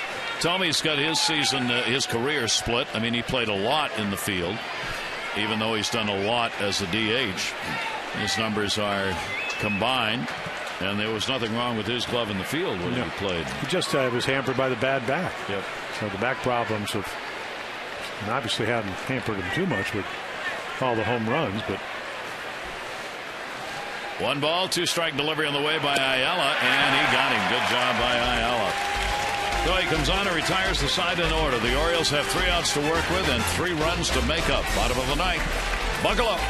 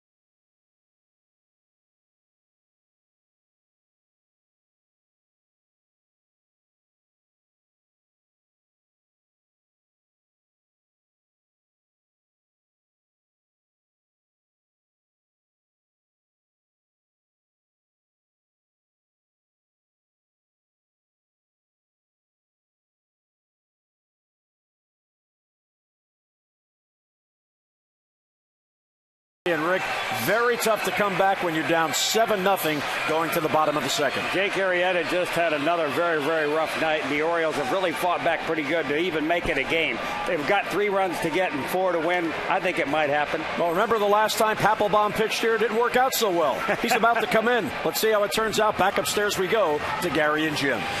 Jim and Rick, I'm sure he remembers Jonathan Papelbon coming on, bottom of the ninth. His ball club now the Phillies. They lead it 9-6. Well, you can see how good he's been, and what Rick Dempsey was alluding to, that September 27th game where he came in to protect a 3-2 game. Red Sox needing to win to get into a tie with Tampa Bay if they won against the Yankees, which they ended up doing on a Longoria home run in the 12th. But that was a game where Andino won it with a single after Nolan Reimold hit a double up the gap. They also, on a bases loaded double by Andino, had beat Papelbon up in Boston the week before. But again, lifetime. I mean, he can pitch, throws hard, throws a lot of strikes. Usually you have to earn your way on, and he comes in with, if you're going to protect and save a game, the easiest, if there is such a thing, of the saves. 3-run lead. Jonathan Papelbon is second in the National League in saves. Kimbrough with Atlanta's picked up 17. Hanrahan with the Pirates 15. Casillas also got 15. And Francisco 15, all tied with Papelbon. So let's see what the Orioles can do with it here. It'll be Nick Johnson coming on to pinch hit for Flaherty. As we go to the bottom of the ninth, Andino, and then the top of the order, Andy Chavez due up. Nick Johnson almost 290 with 4 home runs in the month of May, but not a lot of at-bats. First time he has faced Jonathan Papelbon. Really? Yeah. Well, he went, yep. It's kind of surprising. You figured he would have maybe had a bat or 2, but then he was over with the Nationals. And yep. Missed him. For Papelbon against the Orioles, this is the 48th game lifetime he's appeared in. 32 saves, 3 blown saves. The Orioles have scored 11 runs, 40 hits in 44 innings against Jonathan Papelbon. He's got 50 strikeouts and 12 walks in those 47 games. And the pitch is away 2-0, and the Orioles certainly would love to see a free pass come about here. Down 3 in the bottom of the ninth. And you can see a hard thrower, very deceptive windup. Just watch the way he hides the ball. closed stance, I'm not sure you really pick it up very well. 2-0 count. Johnson takes it. It's 3-0. 4 walks in 23 1/3, so you wouldn't expect it, but then again, you just never know.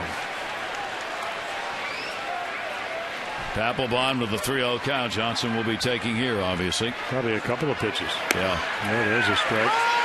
3-1. Nick Johnson has not had a lot of playing time of late, so the number of at-bats have really been cut back for him, and that makes it even harder coming on in these situations where you're asked to get on base when it's really needed. Here's the 3-1 delivery to him. Johnson with the cut, and the count goes to 3-2. Yeah, we saw it again. A very good spring for Nick. And then the 0 for 29. That ended in New York. And all of a sudden he did get a number of bats in May. And really got hot. And then because of injuries, there's just not a whole lot of places to one at bat in June. 3-2, and Papelbon comes back to get him. So it's a matter about stuff and deception and movement. So 94 with late life. Watch those fingertips just propel the ball. You pull down on the seams, and that's how you get the movement. We told you at the top, this pitching staff has a tremendous strikeout to walk ratio, and they've done it again in this ball game. The Orioles have struck out 10 times and have drawn 2 walks in the ball game. Here's Andino. Andino will take it inside for a ball. A couple of people who remember each other. A 2 RBI double picked up by Andino in the second inning. He is 1 for 3 in the ball game.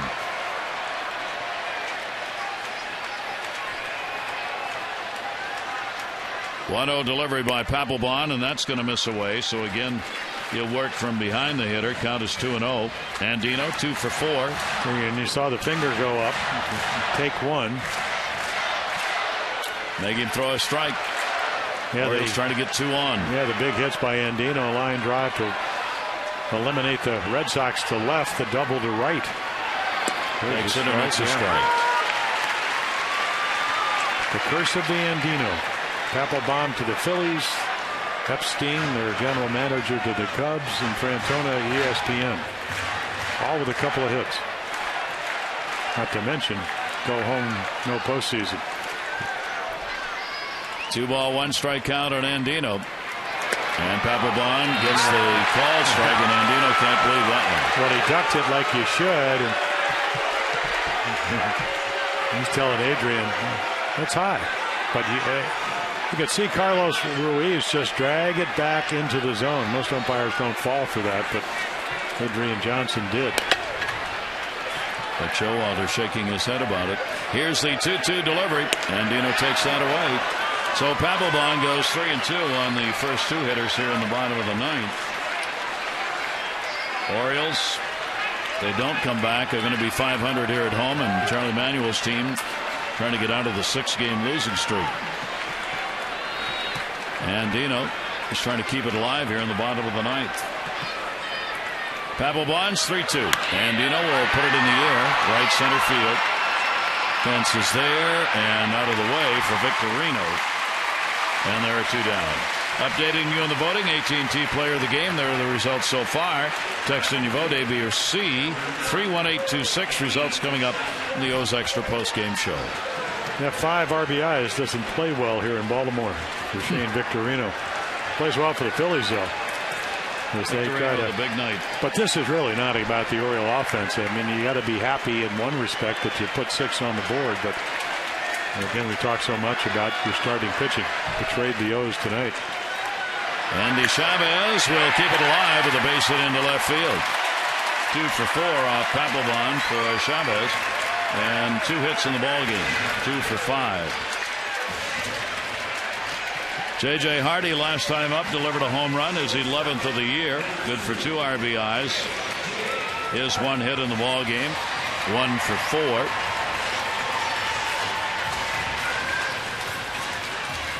Hardy with a 1 for 3 off Papelbon.